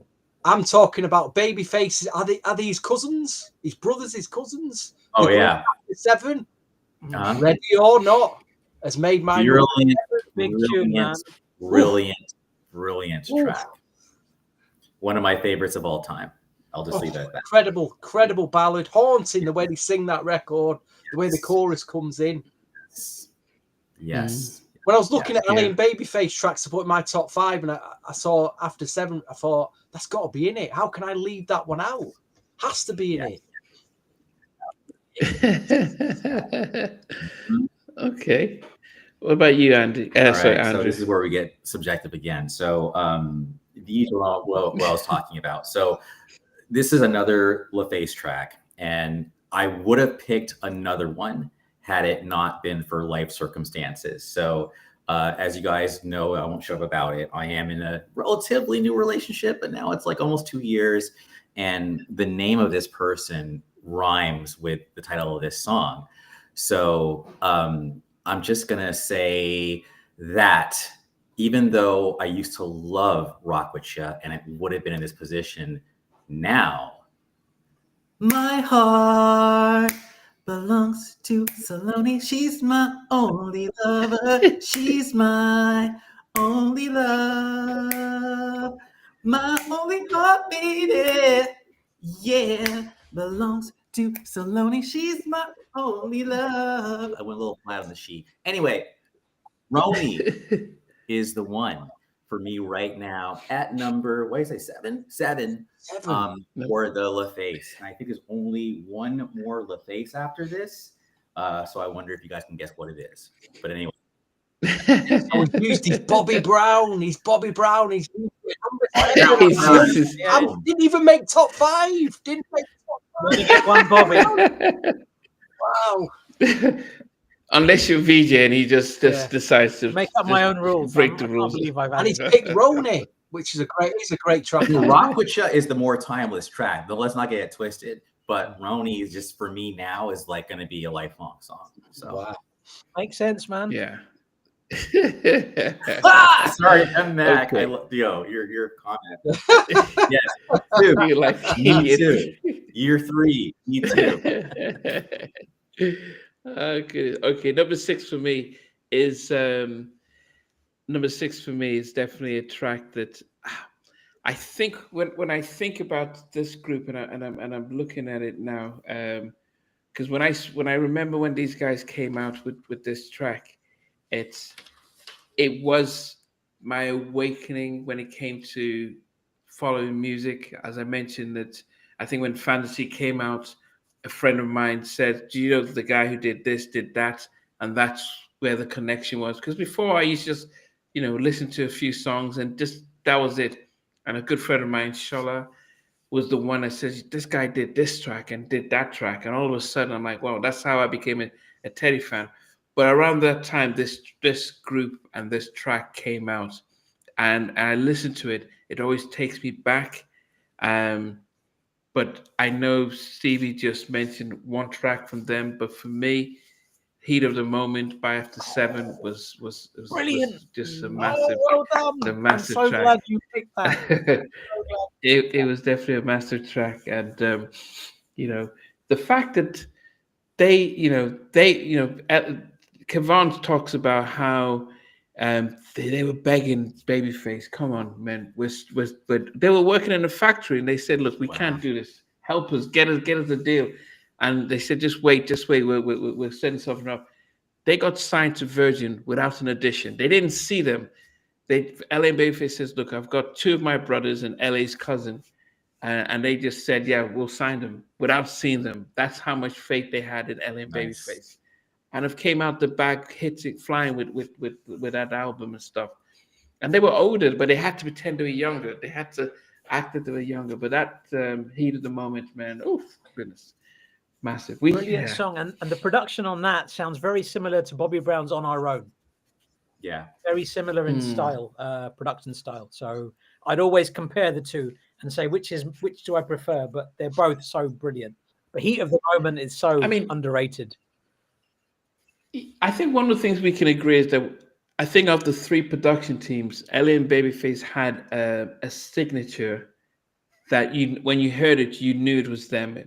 I think Jimmy and Terry, you couldn't always tell their stuff. I mean, eagle-eye listeners could say, okay, that's a Jimmy and Terry, but to the average person, you'd be like, oh, they did that. And Teddy to some extent, but there was a lot of people copying his stuff. But LA and Babyface, you always knew the drums. For sure. And the background singing, you'd always know that this is a LA and Babyface track. But it was comforting because you knew that it was, it was a nice seal of approval on that. Yeah. I don't know if After 7 would have been big if they'd signed to MCA, because MCA had too many artists and they were dropping them like flies. And so they could have just been curtailed if they were on MCA. They may have, but I think being on Virgin just gave them that space because the Virgin didn't have many artists and they were starting new. And I think that's probably why they really were able to help them. But anyway, VJ, what's your next? So before I say that, Andrew, somebody's asking a question about Tap Into My Heart. I think it's Benson and Irizarry. They're having a conversation about, do you know anything about that song? You might have something to say about it. I mean, you put me on the spot. No, you put me on the spot. You're gonna have to remind me, dude, because if I Tap do Into My Heart, Tap Into My Heart, the Bobby Brown track. I mean, remember we talked about it. Remember we asked Bob straight up, like when we asked Bobby, and Bobby said it's never coming out. Yeah. Wow, Bobby said it's never coming out. Is it the one he performed on MTV with? Yes. It was supposed to be Okay. a mystical magic, that album. Yeah. And I think it was just like just too much time had passed, and like it was just like, okay, this style of music, we have to update it, and they had to scrap that whole album and then go with the what they came out with. But at least you can still see it performed, on that. Like, there's a really brilliant Tokyo or Japan concert on YouTube that he did around that time, and man, he was a beast. Bobby, dude, like you had to be there. You can watch the videos, but you really had to be there to understand how massive this guy was. Different planet. And Bobby Brown, very interesting. My number 6 is an LA and Babyface track. This is as obscure as you like it, and I think this should have been a much bigger song. I don't think it was promoted properly, but the production, the vocal arrangement is stunning, and it's a song by a group called Dynasty, and it's called Tell Me, Do You Want My Love? Wow. And if you know this song, you'll know what I'm talking about. It's as good as anything LA and Babyface have ever done. It is brilliant. And I don't understand why it wasn't popular. I don't know what happened with the record label. It was released as a single in the US, but I don't think it was marketed properly. If you don't know it, please do check it out. It's definitely worth checking out.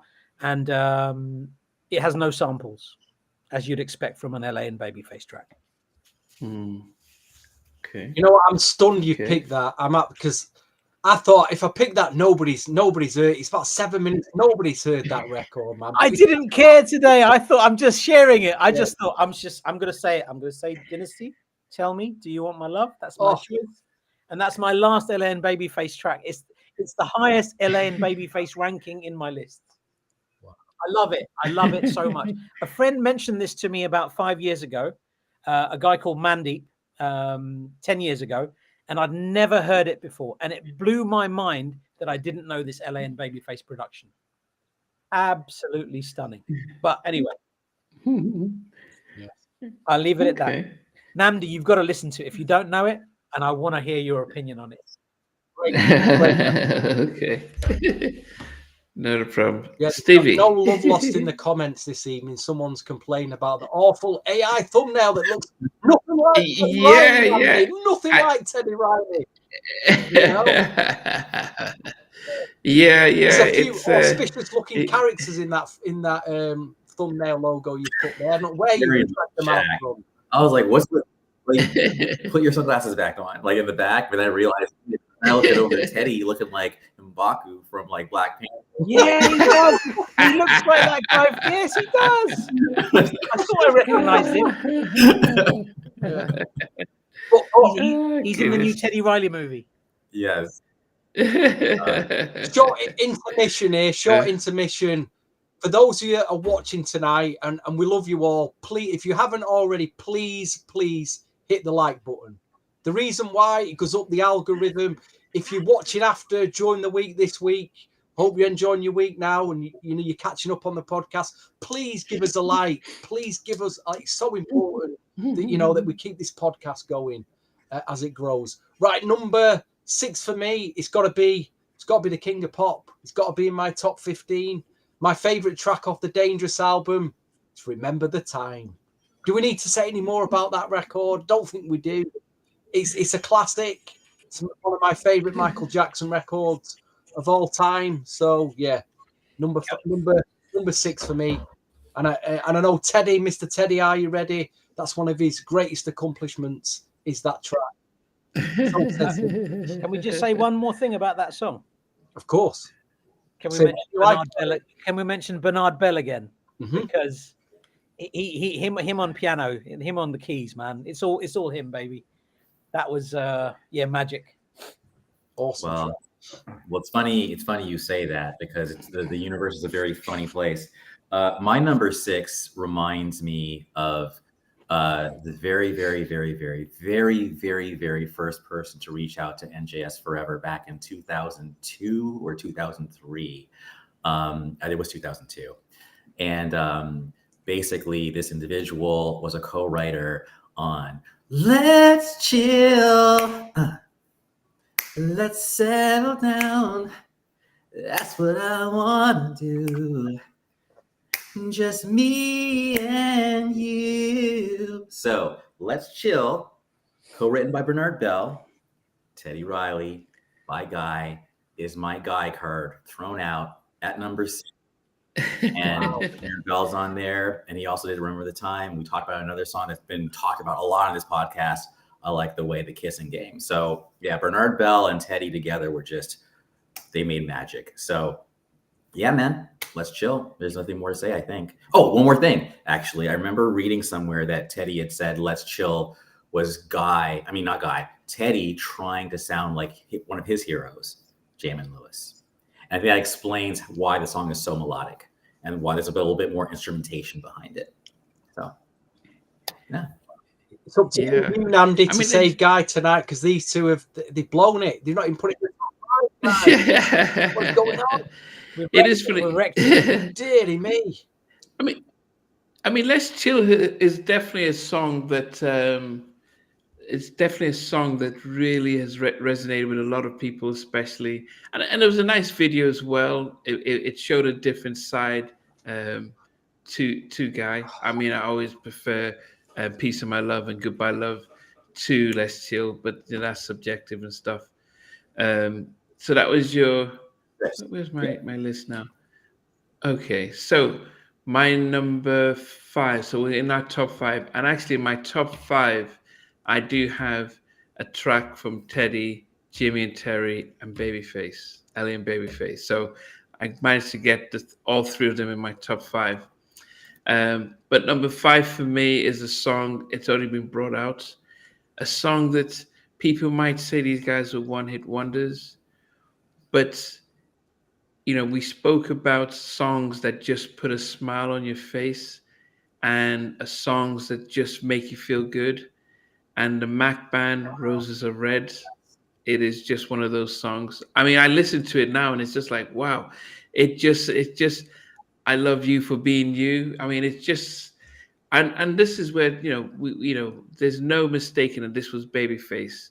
He always talked about saying that he was too shy to talk to girls, so he put it in his writing. So you can tell that this is him thinking, I want to tell this girl something, but how do I say it? So he's putting it in writing. And LA's the drummer, so he's the dum dum dum dum, all the drumming parts and just the So the Mac Band, Roses Are Red. I just thought it was just a song that just came from nowhere. And unfortunately, for those of us, we didn't really see them or hear from them again unless you really studied them. But that was such a massive, massive, massive hit. So last Ellie and Babyface on the list, Mac Band, Roses Are Red. Yes. Okay. VJ. Number 5, and I think I've screwed up my list. So my apologies. Whatever comes out of my mouth is what comes out of my mouth. So I'm sorry.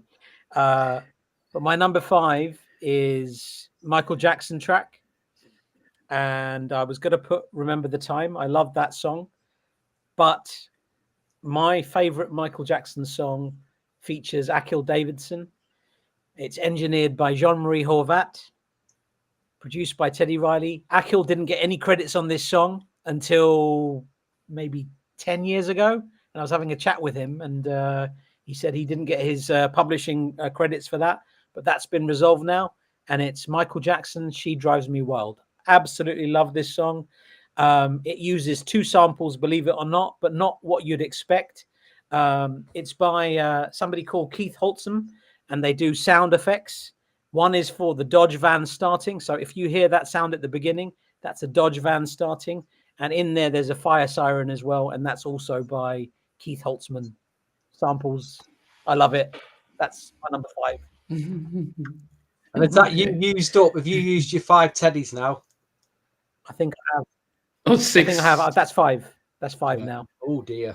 So I have to change some things around very, very quickly whilst we're doing the show. otherwise the list is fucked. It's all good. Oh, sorry. Okay, Stevie. Number 4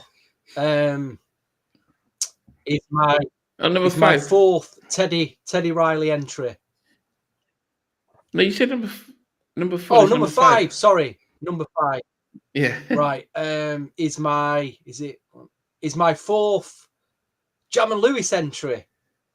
We're all waiting for the reissue of the vinyl. I don't know when it's coming out. The reissue of this, and will they include Super Lady on the vinyl reissue, which wasn't originally on the original cut of the vinyl? When is this reissue album coming out? Do I need another copy? I've already got a vinyl copy. I've already got a CD copy. I've already got all the 12 inches, but I'll probably buy it anyway. I'm talking about new edition. It isn't Super Lady, by the way. If It Isn't Love has made my number 4. If It Isn't Love. Oh, nice. If it isn't, it's just too big not to do. So number 4, If It Isn't Love. Yeah, I mean, and I guess it is iconic video. Definitely, it is an iconic video, and it's definitely an iconic song, and it's their signature sort of move right now. Then I guess it is stuff that if they did the move, everyone knows where it's from. Definitely a good one. Okay, Andrew. I'm not foolish enough. Yes, number 5. I am not foolish enough to try to replicate this man's voice. You guys, I should give you a hint. They call them skills. There's individual already know, he joined the group and then was in the front, and Namdi was feeling some kind of way about it. But it is my second. I only have 2 more after this for Jam and Lewis, and this song is called "Giving My All to You" by John Gill. I think Jam and Lewis murdered that track. I think it is a crime of humanity that song was not a single, as far as I know. No video. You were gonna say something, Beach? It was promoed. So it was a single actual official release in Japan, and it was sent to DJs in the US and Europe, but it never went beyond that. Yeah. So. And it kind of reminds me, like, it doesn't make a lot of sense, but for me, it kind of reminds me of Boyz II Men, like in terms of like the vibe of the song, as in the song Boyz II Men from New Edition. And I know Vijay has a very special meaning for you and Mon, but even before, like way before learning that, I always thought "Giving My All to You" was just like, it's probably my favorite ballad on the debut album, which is saying a lot because that debut album, or I shouldn't say debut album, the Motown album, is like, man, like you guys were saying, like that album is flawless. So yeah, that's my number 5. Okay. All right. So goodness, top 4. So this is my last Jam and Lewis track. And I mean, the video is iconic. The feature, but I think when I listened to the album version, I think the album version was over 6.5 minutes. And I thought that this is probably one of my favorite tracks by this artist. And it is All Right by Janet Jackson. I think, it is just, when you're having so much fun with a track that you just don't want to change, like, oh man, this is just going on. Let's just keep playing it. And that's how it just felt like. And then it's like, yeah. I mean, I always loved Heavy D, loved his rap in it. But then listening to just this extended mix on the album, just like, yeah, we're just gonna play this. I love the song, and it's right up there. So it's Jam and Lewis getting in my top 4 with that Janet track. All right, I got to pile on, man. I mean, you're right. It's like the song just keeps going at the end, and like in the album version, that baby, right? But that's the album version, right? But on the remix, just da da da da da da da da. I mean, it just keeps going, and they're having fun, and it's just like horns and chills.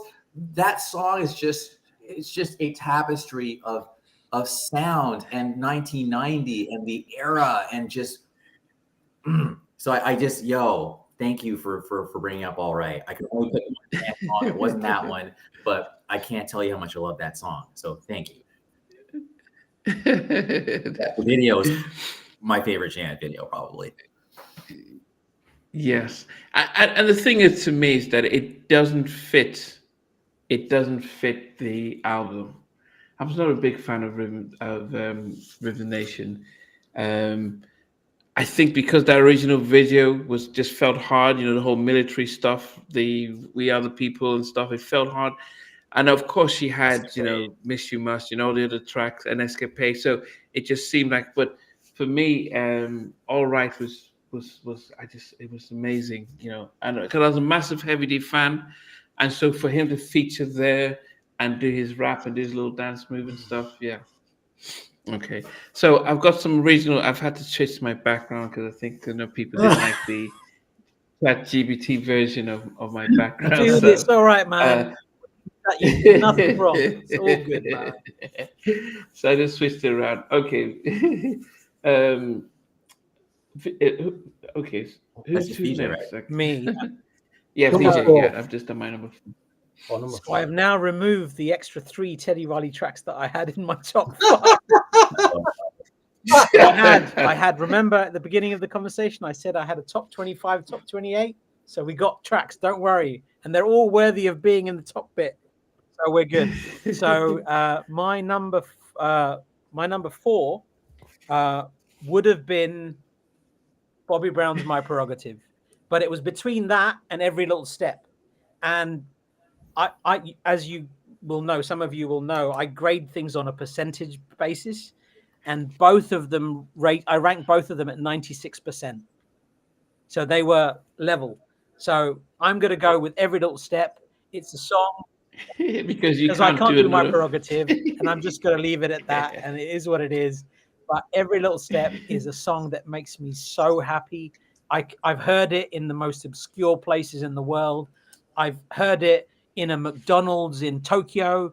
I've heard it in New York. I've heard it in random places because it is a universal track, and it's absolutely brilliant.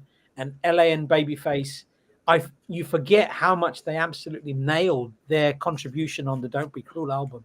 And that's a big song on there, maybe the biggest. And I love the parody that they did with Mike Tyson. Mike Tyson. Absolutely brilliant. I loved all that nonsense. So much fun. And I think the world's got a bit serious. I think we need to start having a bit more fun, like how we did Definitely. when you heard songs like Every Little Step. But that's my number 4. Sorry, My Prerogative. You're not good enough. No, you are good. You are good enough. I just can't have 8 Teddy Riley tracks in a top 15. So that's what's happened. Yeah. Daryl Simmons said that when they worked with because they all, you know, Michael had them come do some production, and they did Slave to the Rhythm. But at the time, it wasn't clicking. He didn't like what they were giving them, so he went with the Teddy stuff. They just didn't feel like it was there. But anyway, Every Little Step. But we have to agree that Don't Be Cruel, then Prerogative, made anything that came after it, you know, whether it's Every Little Step, whether it's Roni, it just meant that the album was so big that everything became like, oh, let's just listen to that. But yes, I don't know if I was as big a fan with Every Little Step as I would be with Don't Be Cruel and stuff. But anyway, Stevie. My number 4 is from the greatest, nobody can argue this, the greatest New Jack Swing group of all time. We've already mentioned them. We've already talked about them. At number 4, gosh. Well, the track I've picked, because it's so hard to pick a track, because there's so many, is the one it has probably stood the test of time, and it's still trending now, even on social media, on TikTok. The Gen Z are aware of this track, and that is I Like. Nice. Number 4. That to be a guy track in the top 15. Big tune, man. Which Big one do tune. you pick? I mean, My Fantasy is the one that got me into New Jack Swing, but I think I Like is the one that's evolved and captured the imagination of a whole different generations of audiences. So I've gone with I Like. It's a great song. Great vocal from Aaron Hall. Okay. And, you know, it's in my top 5 anyway. Beautiful. Okay. Andrew, what about All you? right. So I'll give you the sun, the rain, the moon, the stars, and the mountains. I'll give you the world. And more than you give for. I don't know the lyrics. And even more. Anyways. Girl, I love you more than you can know. And that's for sure. I'll climb the highest mountains or the widest seas. Nothing will discourage me. And I pray that you'll be always there for me forevermore. Whoa, ready or not. Come on. I'll give you everything Tune. and more. I did not nuts. attempt Kevon. Nope, not trying it. But man, it was just such a debonair is the word I use. A debonair song. Yes. And that came out April, I like spring 90 as well, or maybe it was 89. Either way, number 4. So it's funny, Stevie, that you said, I bet you nobody else had it. I'm like, I got something for you, baby. You know, so number 4, Ready or Not, and it's absolutely one of my favorite songs of all time. I'm so happy to hear that. Brilliant. I'm so happy to hear that. Ready or not. Don't you know that you don't, you should know. I mean, Yeah, that combination between Kevon and Melvin, you know, he starts it off smoothly, then Kevon. I think, you know, when you think of Boys to Men, how One Year comes at the end with the stuff, but you know, Kevon's, you know, he's just a beast with how he just brings it home. Yes. Okay, top three. And I would say that this, you know, my number 3 is the biggest track from this artist. It was the track that made this artist a multimillionaire, even though the artist just spent all the money. And it has to be Prerogative, Teddy Riley's Prerogative. And he was the one that really said to the world, hey, Teddy did this, not Gene Griffin. You know, it was I would say at the time, I did prefer the Don't Be Cruels and Every Little Step and Roni. They felt a lot more gentler for me. I thought Prerogative just felt like hard to, when I was younger, when I first heard it, it was like, I was shocked that it was a massive track. But you later on, you just listen to, you know, we make this money, right, Ted? And you know, just the fact that he's calling out Ted in the now. Timmy Gatlin did say that Teddy had the beats when they were doing the debut album, the Guy album. He had the beats, but they hadn't penned anything for it, so he had the stuff. But when Timmy left and Bobby came, you know, it was written by Aaron and you know, and those guys wrote it with Bobby for Teddy with Teddy. Yeah, Prerogative, Bobby's biggest song and everything. Yes, I would have included it, but I can't add any more Teddy tracks. So my Prerogative is a brilliant song. I'm so happy. It doesn't matter who's put the songs or who's suggested the songs. They're all brilliant. And I love that My Prerogative is so high up your list. And Namdi, knowing you the way that I do now, it makes sense that you have given that song that much respect. It totally makes sense to me based on what I know about your ears. But think about, and I think I went for tracks, especially with my Teddy tracks, that even though I had probably songs that are, you know, One More Chance from the Bobby album is my all-time, one of my top 5 favorite songs ever. But I had to respect the fact that it didn't knock those down like, say, Prerogative. You know, this is me saying Teddy, just when he's, if I'm having him on a list with the 3 other teams, I have to have a song that actually is worthy to say, yes, no one else could touch this. Namdi, I gotta jump in for a second as well. So on one of my earlier lists, I had Bobby twice and didn't even realize it. And then it was between Until the End of Time. Then someone mentioned One More Night, and I was like, F. you know, because you just mentioned One More Night, and I was like, which one's it gonna be? Brilliant song. You know? But then we had a laugh because there's a remix to One More Night that's on the remix of Thea B, which has kind of like a reggae chant, and Reggae, terrible in my opinion. So every time I think of the One More Night, I think of that one, and then it kills it. So that's why Until the End of Time came in, and then Beach was like, which is hilarious because Beach had like 10 Teddy tracks. I'm joking, but like he was like, take off one of your Bobby tracks. I'm like, oh snap! So I had I get the job done, got thrown in.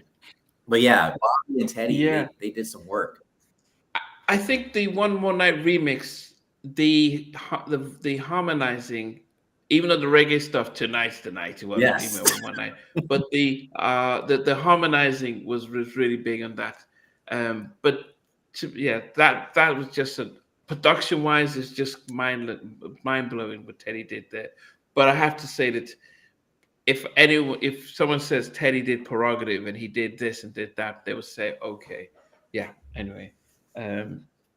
Who's next? I just wanted to say, if we're talking about My Prerogative, what I would have said if I was talking about it and it did make my list, I would have said that there's no samples on that, and obviously it features the background vocals of Aaron Hall, Big Bub from Today, and Bernard Bell. Bernard Bell is everywhere. He's in a lot more stuff than we give him credit for. So brilliant.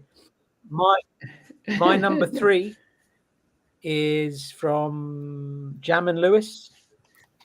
It was supposed to be Rex and Effect, Ready or Not, but we can't have that because I didn't like that song anyway. Forget Ready or Not. No, we're going to have Janet Jackson, and it's going to be from Rhythm Nation, and it's going to be a ballad, and it's going to be Lonely because it's perfect. Wow. And Jam and Lewis are outrageously just outrageous. What they do on that song is just nuts. Lonely is a perfect song. You listen to it, you get it. You just can't believe how good it is. It's just. Lonely is the one, man. It is the one, man. That's my number 3.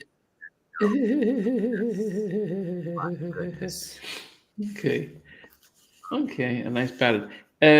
Someone was asking Jimmy. Gene Griffin's role was he knew the business, so he knew how to put his name on credits without the artist. Teddy didn't know what was going on until it was too late. He didn't know that he wasn't being signed up for everything. So yes, but anyway, Lonely. Okay, Stevie, arguably my favorite track off that Rhythm Nation album. Even though when we did that podcast, I picked Miss You Much at number 1. I think Lonely got to number 2, and Namdi and Jack and me couldn't understand what the appeal of that record was. I'm like, go back and listen to it again. Anyway, number 3 for me is my final pick from Jam and Lewis, sadly. And for all you guys out there this evening looking to capture the lady of your dreams or say something to her that's going to capture her heart, I've got a little tip for you. Now, this could be the corniest chat-up line of all time, or it could be the greatest, but it's co-signed by this artist at number 3. What you need, baby, is a man like me, a man with sensitivity. Hey, try that one. Try that. What you need, baby, is a man like me, a man with sensitivity. Ralph Tresvant in at number 3. What a track that is from old Ralph. One of his best. Brilliant song. Amen. Last Exit to Brooklyn has said that there was a sample on My Prerogative by Remote Control by the Reddings. If that's the case, I stand corrected. Thank you for sharing that. Okay. Yeah, that's Ralph album. He, 1 minute he's a stone cold gentleman. Next thing he's sensitive, and he's not just an ordinary man. So he's not sure who he is. The production on that as well. Jam and Lewis had obviously heard what Soul to Soul were doing in the UK. So by the time Sensitivity came out with that groove, they did it better. You know what I mean? You could argue they actually did that sound a bit better. But, Sensitivity was brilliant, wasn't it? And do you remember the Marvin Gaye? There was a Marvin Gaye remix. Yes. What was that? Sexual Healing. It had like doom doom. It sampled that one song doom doom Inner City Blues. So it had like Inner City Blues, like kind of like interpolated, whatever sampled. Yeah. It was so good. Yeah, and the Marvin thing was very much a thing with and Larkin Arnold, I believe, was actually one of his managers at the time, and Larkin did manage Marvin as well. So a lot of connections there. But I guess what I'll do is my second to last attempt at singing. But this song kind of goes like, I like the way, I like the way. 1, 2, 3. I like. So number 3 is indeed I Like the Way, the Kissing Game by High Five. I think all 4 of us, maybe mentioned this one. If not, at least 3 of us did.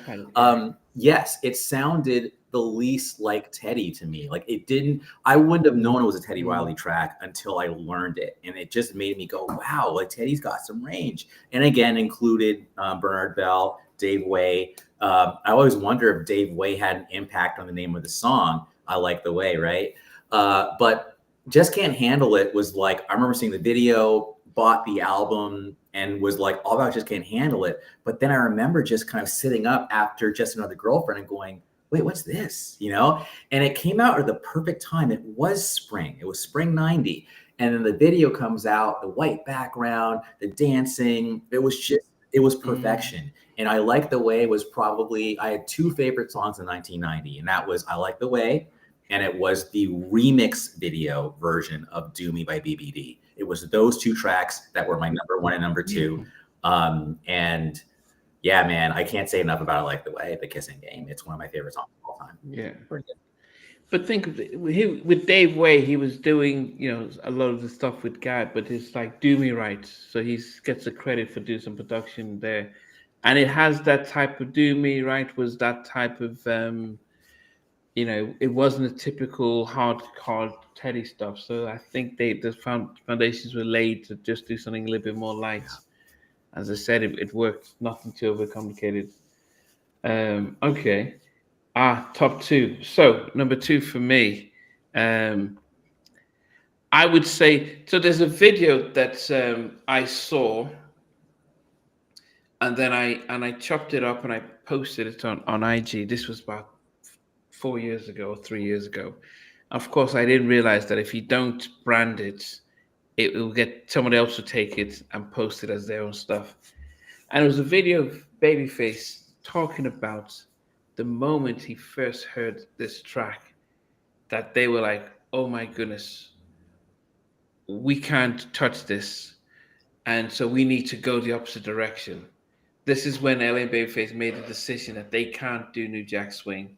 They need to do something else and stay in a lane that they're comfortable with, because what they heard, it was just too much. The same thing is when I heard Jimmy and Terry talk about when they first heard this track, it was something that they had to pay attention to. Says, what's going on? Who is this kid? And it's a song that I think now it's been played so many times that we can get tired of it. But back in '97, when Keith Sweat came out with I Wanna, it was like, okay, what is this? And we had, this is one of the first times you had a producer all over the track. We had Timbaland do stuff now. It's been a long time and all that stuff. And sometimes Pharrell does it when he's featuring on a track. But that was Teddy all over that I Wanna with Keith. Get it, Teddy just get it up. Yep. She's so bad. And he's speaking, and it's like, where does he get? Teddy didn't want to be on this, didn't want to do this album. He didn't want to work with Keith. He wanted to just stay in his hip hop. And he's getting all excited and he's speaking on this. And this song, as I said, will always be one of a breakthrough song that really shook the industry up, got his rivals riled up. I say rivals, different camps. They listened and they responded differently. But I Want to Keep Sweat, Teddy Riley's masterpiece, is at number 2 for me. Again, I love that it's in your higher echelons of your list, and it makes so much sense. Gone for the big tunes, man. And even you, Andrew, you had High Five at number 3, was it? Yep. And Andy, you had was it number 2? Number 3, you had My Prerogative, and number 2, you got My Prerogative. It makes sense, man. Yeah. It's great. I love it. Okay, Veej, you're number So two. I wanted to say a couple of people have been talking about Babyface, I Love You, Babe. I wanted to put that in my list. I really did. If I was going to put a solo up-tempo Babyface track, solo track, I Love You, Babe would be it. But this particular show is 87 to 92. A few of you also mentioned lots of remixes. If we could have added remixes, Jane Child, Don't Want to Fall in Love would be in there. There'd be a lot of songs that we'd want to put in there, but the rules are the rules, and 86 was the cutoff period. And I mentioned this before, I couldn't include any SOS band tracks, and that kills me because Jam and Lewis, they defined the Jam and Lewis sound for me. SOS band was everything. So with that said, my number two is a Jam and Lewis cut. It was my first dance with my wife at my wedding reception, and it's Johnny Gill's Giving My All to You, produced by Jimmy Jam and Terry Lewis and Randy Ran. I cannot say enough about Randy Ran. That boy died too young because he had so much talent, man. And he had a Stevie, what was that song? Tripping, Rick something. Rick Ran and Dan. Rick Ran and Dan. That was it. Absolutely. Was he in that group? Yeah, he was. Was that him? Was that him? I didn't even know that. That was him. Wow. How cool is that? Yeah, but Giving My All. Was he Dallas Austin's best friend? Yeah. Oh, that's the one that he was supposed to be producing And with. Okay. Giving My All to You, I would say, is Johnny's counterpart to Ralph's I'm Coming Home. So they are two songs which are twinned. You know, you got cities that are twinned. You got Birmingham here, and you got some other place which is twinned with Birmingham or whatever. Those two songs are twinned. They are connected forever. One is Johnny, one is Ralph. Both of them excellent. Both of them make my top 15. Giving My All to You, my number two. Done. Okay. I didn't realize you guys liked that song that much. Okay. Stevie. My number two, gosh, this was a tough one. Because if I look at the New Jack era in terms of ballads, I place this higher than After Seven's Ready or Not. I've not even included Johnny Gill, My.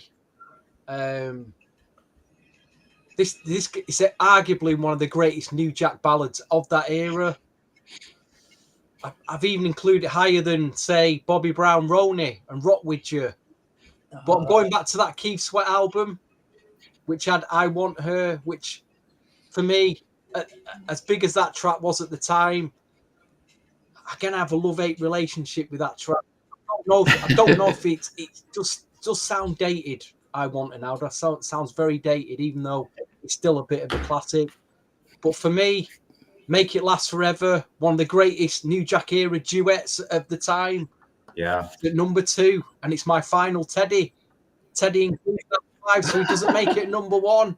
But Make It Last Forever, he just has to be my top 5. It's a track that'll last forever. It will last forever. It'll stand the test of time. Fantastic. Okay. And it's interesting with that. I'm sure we had this conversation before, but Make It Last Forever on Spotify ranks much higher than I Want Her. Much higher. Like, there's no comparison. Like, a lot more people listen to Make It Last Forever than. And I'm still stunned that Jackie McGee put it at number 5 in her top 8. I love that. I love that so much. I love that. That was great. Oh, goodness. Okay.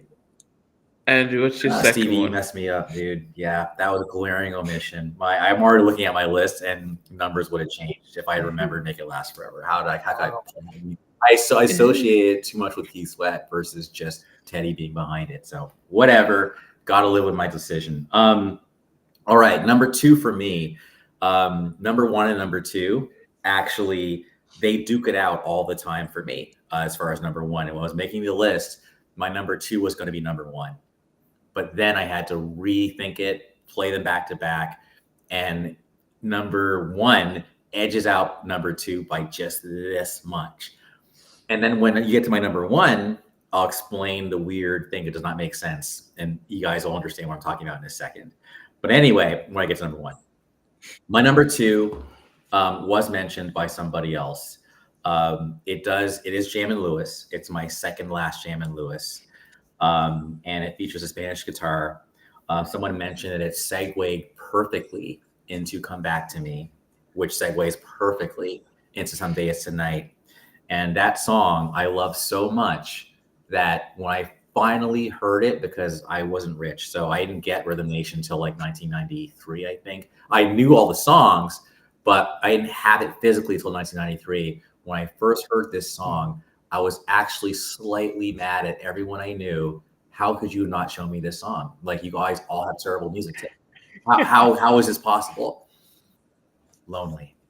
Wow. Lonely by Janet Jackson, produced by Jammin' Lewis, number 2, and could easily have been number 1. If that's big tune, man. Wow. Big tune.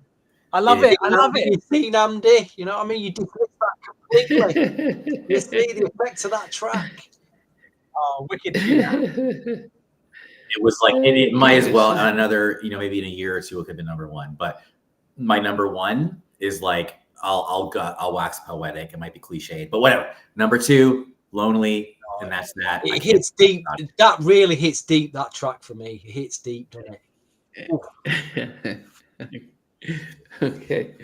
Okay. Well, we're now down to the final one. So I'm just going to go through my 15 before I get to number 1. But at number 15, I had Criticized by Alexander O'Neal, produced by Jimmy and Terry. 14, I had Love You the Right Way, Johnny Gill, produced by Jimmy Jam and Terry Lewis. 13, Optimistics, produced Sounds of Blackness, produced by Jimmy and Terry. 12 was Die My Heart, The Boys, produced by LA and Babyface. Number 11, You're Not My Kind of Girl, New Edition, Jimmy and Terry. 10 was Rock With You, Rock Steady, The Whispers, LA and Babyface. 9 was Kissing Game, High Five, produced by Teddy. 8 was Secret Rendezvous, Karen White, LA and Babyface. 7 was Just Got Paid, Johnny Kemp, Teddy Riley. Number 6 was Heat of the Moment, After 7, that's LA and Babyface. Roses Are Red, Mac Band, LA and Babyface. Number 4 was All Right, Janet Jackson, and that was also Jimmy and Terry. Number 3 was My Prerogative, Bobby Brown by Teddy Riley. Number 2 was I Want Her, Keith Sweat, produced by Teddy Riley. And number 1 was the song that defined the era. It was a song that that made the late what's his name? Michael. I've forgotten the journalist's name. Who coined New Jack City? New Jack Swing. Barry Michael Cooper. So this was the song that he just listened to, and he said, I've got to give it to an era and a generation. Groove Me by Guy. It just, it is just the song that just really said, okay, this is something new. This is what the guys in the streets were like, okay, what's this? This was it. This was the groove, the funk, the whole thing all wrapped in one. And that's definitely, I think Teddy was just like, I'm just getting started there. Now, Timmy wrote it. He says when Teddy he said when he heard the beat, the production, he was like, okay, Teddy, I'm just going to get a pen and paper and I'm going to write to the song. And he wrote it. It would have been amazing to understand what the history of Teddy and Guy would have been if Timmy was still there. Because he was before there was because Teddy writes the music but not the lyrics. And so he needs a Bernard Bell or Tammy to write the lyrics. But that was Timmy. Timmy was the lyric guy. And so when you think of the Guy album, Teddy would come up with the beats and Timmy would write the songs to it. So, Groove Me, Guy, my final Teddy song at number 1. Fantastic choice, brother. Really love that you've chosen that. I think Reggie Hudlin directed that video, if I'm not mistaken. Very cool. Which Reggie's the man. Like, yes, he is. Got long-standing relationship with him, and he he directed that. But that was what, as who said that? Hopeful just said that Groove Me is the one that kicked it all off, and massive tune. Salute. Okay, VJ. Okay, indulge me for a moment. I'm just going to quickly share songs that didn't quite make my top 15. Guy Her was one I wanted to have it in there. Alexander O'Neill, Criticize. Michael Jackson, Remember the Time. Bobby Brown, My Prerogative. Boyz II Men, End of the Road, I think needed to be in there, but sorry. Alexander O'Neill, Thank You for a Good Year. Johnny Gill, Rub You the Right Way. Sounds of Blackness. Oh, sorry. Johnny Kemp, Just Got Paid. I wanted to have that in there. Pebble's Girlfriend didn't make my top 15, which blows my mind. I just don't understand how that didn't make it. New Edition, If It Isn't Love. My number 15 was Mint Condition, My Dear. 14, Keith Sweat, I Want Her. 13, The Whispers, Rocksteady. 12, New Edition, I'm Coming Home. Number 11, I Like the Way, Kissing Game.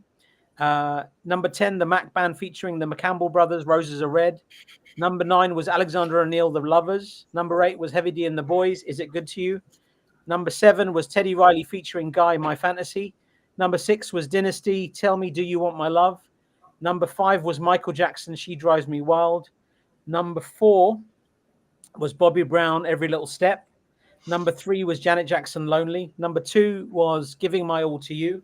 And my number 1 is a song that when you're down, when you're feeling like you're in a bad, like people don't talk about mental health enough. If I'm in a really dark place and I hear this song uplifts me like that. And that's why my number 1 is Sounds of Blackness, Optimistic. Yeah. Wow. It is just pure, just feel good music. And it just takes me I go from 0 to 100 miles an hour, just like that. You hear that first chord, you're done. It is perfect. But because you're all wondering what was my original number 1, that was Bubba, I Like Your Style. But forget about that. Optimistic, Sounds of Blackness. Brilliant song. Brilliant. Definitely good classic track. Okay, Stevie.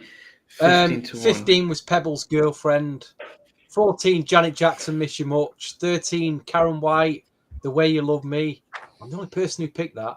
Number 12, Johnny Gill, Rub You the Right Way. 11, Bubba, I Like Your Style. I was the only... Wow, VJ had it originally at number 1. Number 10, Mac Band, Roses Are Red. Sounds of Blackness at number 9 with Optimistic. High Five, I Like the Way. Number 7, after 7, Ready or Not. Michael Jackson at number 6 with Remember the Time. Number 5, New Edition, If It Isn't Love. Number 4, Guy I Like. Number 3, Ralph Tresvant, getting his sensitivity, Barry White groove on there. Number 2, Keith Sweat and Jackie McGee, Make It Last Forever. My number 1. Now Namdi says that Guy Groove Me defined that era. Well, yeah, it did.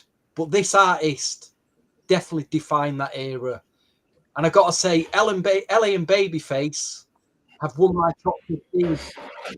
So which artist could be at number 1? I've not even mentioned him yet.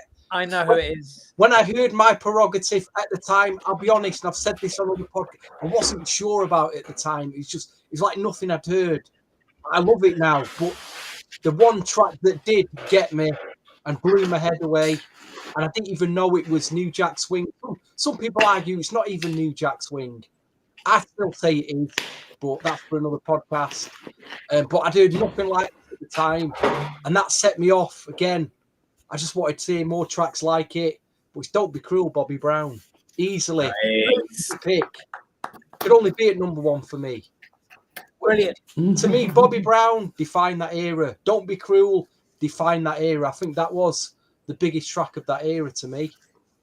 And interesting you say that. A friend of mine who submitted a list, he said that he believes Don't Be Cruel is arguably the best R&B track of all time. Wow. The video, the dancing, the style, he's rapping it. It was perfection. Production, it's just utterly 5-6 minutes of perfection, that record. Yeah. He looked cool in that video with that Mercedes in the background.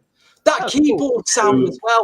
Yeah. That on the mid-8, the keyboard sound. I don't think that's never been heard in another track before. I don't know what it was. Only Ellie and Babyface could tell me what that sound they got. It's never been used in another track. Oh yes, I know what you're talking about. Yeah, when he's doing like the dance. Listen to that keyboard. I don't think I've ever heard that in another track. Like it's good call, man. Good call. All right, man. So first of all, the way you love me by Karen White was absolutely on my original drafts. So I want to make sure that I call that out. All right. So at number 15 for me, it was Juicy by Rex and Effect. I'm surprised that no one, I said Rex and Effect the way Teddy used to say it. Anyway, I'm surprised no one else put Rex and Effect in there anywhere, but it's all good, whatever. Number 14, In the Closet, Michael Jackson. Number 13, Optimistic. I want to say one more thing about that song. I'm fairly certain when I was listening to it with my headphones, you're hearing like bass line, like things happening. They're just so subtle, kind of like an I'm Coming Home, where it's just like Jam and Lewis are such geniuses. They hide all this cool melody in like the bass line. So I just want to call that out because I think people should listen to that. Number 12, Always by Pebbles. Number 11, Sunshine by my God, Alexander O'Neal. Number 10, I Get the Job Done, Big Daddy Kane. Number 9, Knocked Out, Paula Abdul. Number 8, Soon as I Get Home, Babyface. Number 7, The Truth About Roni, Bobby Brown. Number 6, Let's Chill, Guy. Number 5, Giving My All to You, Randy Rand and Johnny Gill, and of course, Shaman Lewis. Number 4, Ready or Not. Number 3, I Like the Way, The Kissing Game, High Five. Number 2, could have easily been number 1, Lonely, Janet Jackson. And at number 1, originally at number 1, it was one song. But then I had to give it to the other song. And then it's like, it's not fair and it doesn't make sense. But if you're asking me about the albums they come from, one song is my favorite. But if you ask me outside of that context, it's the other song. So after listening to it and after learning on Sean Stockman's podcast that originally Ricky Bell's part where it goes, and I want you, and I need you, and I love you, girl, is supposed to be Johnny Gill. Like Johnny actually recorded that, but then he gave it to Ricky. But it makes sense because that way you have more diversity. It is Can You Stand the Rain. Originally, it was going to be I'm Coming Home. And if you ask me again, my favorite song of Heartbreak, it's I'm Coming Home. But my favorite song outside of Heartbreak, it's Can You Stand the Rain. It is number 1. Lonely and Can You Stand the Rain are always fighting for number 1 and number 2. I'm being dramatic, but I love them both. But it's Can You Stand the Rain? Johnny, Ralph, Ricky, Mike comes in. Come on, baby. Let's go get wet. Then Johnny, then Ralph, and then Johnny, and then Rain. Do I love this song? Yes, I do. Thank you. Yes, that's my number. Wow. Very nice, man. Proper hardcore list tonight, yours, Knight. Proper hardcore. I think one of the things you noticed that I'm the only one that didn't put any ballads on my list. I was the only one that didn't put any ballads because but although it wasn't like we weren't talking about hardcore New Jack Swing. No, Boys to Men, End of the Road. I thought you might have picked that one, Namdi. No. I mean, even with I wanted to get more up tempo and upbeat stuff. It's been a long one, guys. We normally don't come. I miss some of you. I'm surprised you're still here. DJ's got one more list though. Yeah, the big one. I'll do that quickly before we get out of here. All right. Shout out to Dan, Renge, Mandy, Brandon, Paul, Zach, Raj. Thank you, everybody. I also wanted to share something. There is another bit of analysis I did today, and it's a breakdown of the artists with who had the most different tracks submitted. So Bobby Brown was number 1. He had 6 different songs submitted. Don't Be Cruel, Every Little Step, My Prerogative, One More Night, Roni, and Two Can Play That Game were all submitted by different people. Wow. The second was Guy, who had 5 tracks. Her, I Like I like Let's Chill. You Can Call Me Crazy. And there was another song. I've missed it. I don't know where that's gone. Michael Jackson also had 5 with In the Closet, Jam, Remember the Time She Drives Me Wild, and Why You Want to Trip on Me. And I'll only mention the Johnny, New Edition, and Janet. I'll leave it at that. Johnny had Feel So Much Better, Giving My All to You, My, Rub You the Right Way. New Edition had Can You Stand the Rain, I'm Coming Home, If It Isn't Love, and Any Heartbreak. And Janet had Lonely, Love Will Never Do Without You, Miss You Much, and Rhythm Nation. So down to the list, there are 69 different songs. I will not share them all with you, but I'm going to count down from 28. And 28 is more like 40 because there are a lot of songs which are joint at particular positions. So at joint 28 is New Edition, Any Heartbreak, and Michael Jackson's Jam. As is Guy, I Like. Number 27 is Whip Appeal. Joint at number 25 is Ralph Tresvant's She's My Love Thing and Karen White's Secret Rendezvous. 23 joint is Janet Jackson, Rhythm Nation, and Guy's You Can Call Me Crazy. Joint 21 is TLC's Baby, Baby, Baby, and Karen White's The Way You Love Me. Number 20 is Keith Sweat's I Want Her.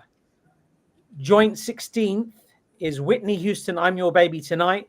Teddy Riley featuring Tammy Lucas, Is It Good to You? Keith Sweat, Make It Last Forever, and Johnny Gill's My. 15th is Ralph Tresvant, Sensitivity. Joint 13th is Michael Jackson, Remember the Time, and Boyz II Men, End of the Road. Number 12 is Teddy Riley. 14. Sorry? No, they're joint. They're joint. They're joint. So it takes up 2 spaces. Yeah. There's 2 at 13, so you get rid of the 14. My maths isn't that bad, just in case. Number 12, Teddy Riley featuring Guy, My Fantasy. Number 11, Sounds of Blackness, Optimistic. Joint 8th is Janet Jackson, Lonely, and I Like the Way by High Five, and Bobby Brown's My Prerogative. Number 7 is Giving My All to You by Johnny Gill. Number 6 is Don't Be Cruel. Joint 4th is the Mac Band featuring the McCampbell Brothers, Roses Are Red, and Alexander O'Neill, The Lovers. Number 3 is After 7, Ready or Not. And there's a joint number 1. Joint number 1 is New Edition, Can You Stand the Rain? And Bubba, I Like Your Style. Wow. Interesting. That's your lot. How did Alexander O'Neill, The Lovers, make? What number did that make? Top 5? I think a few people. Really? People, More people? I'm stunned at that. Yeah, a few people picked The Lovers. I was very surprised by that. I mean, I had it, and a few other people had it. But how many people picked Janet Lonely apart from you two then? I don't know. I can't remember. So more than 2 picked Janet Lonely. Definitely. Wow. I'm stunned. Isn't that interesting? Yeah, somebody said in the comments, Lonely and the instrumental is still on my playlist. And I'm like, exactly. That instrumental, I just found it on YouTube at one point, and it's just gorgeous. Where did that instrumental come from on YouTube? Where did it come from? Have they AI that and took the vocal out or something? Might be AI, but then I think... it was before the AI came out. What was that Janet and Johnny song, Skin Games? I think it was on a B-side to Come Back to Me. What, the instrumental?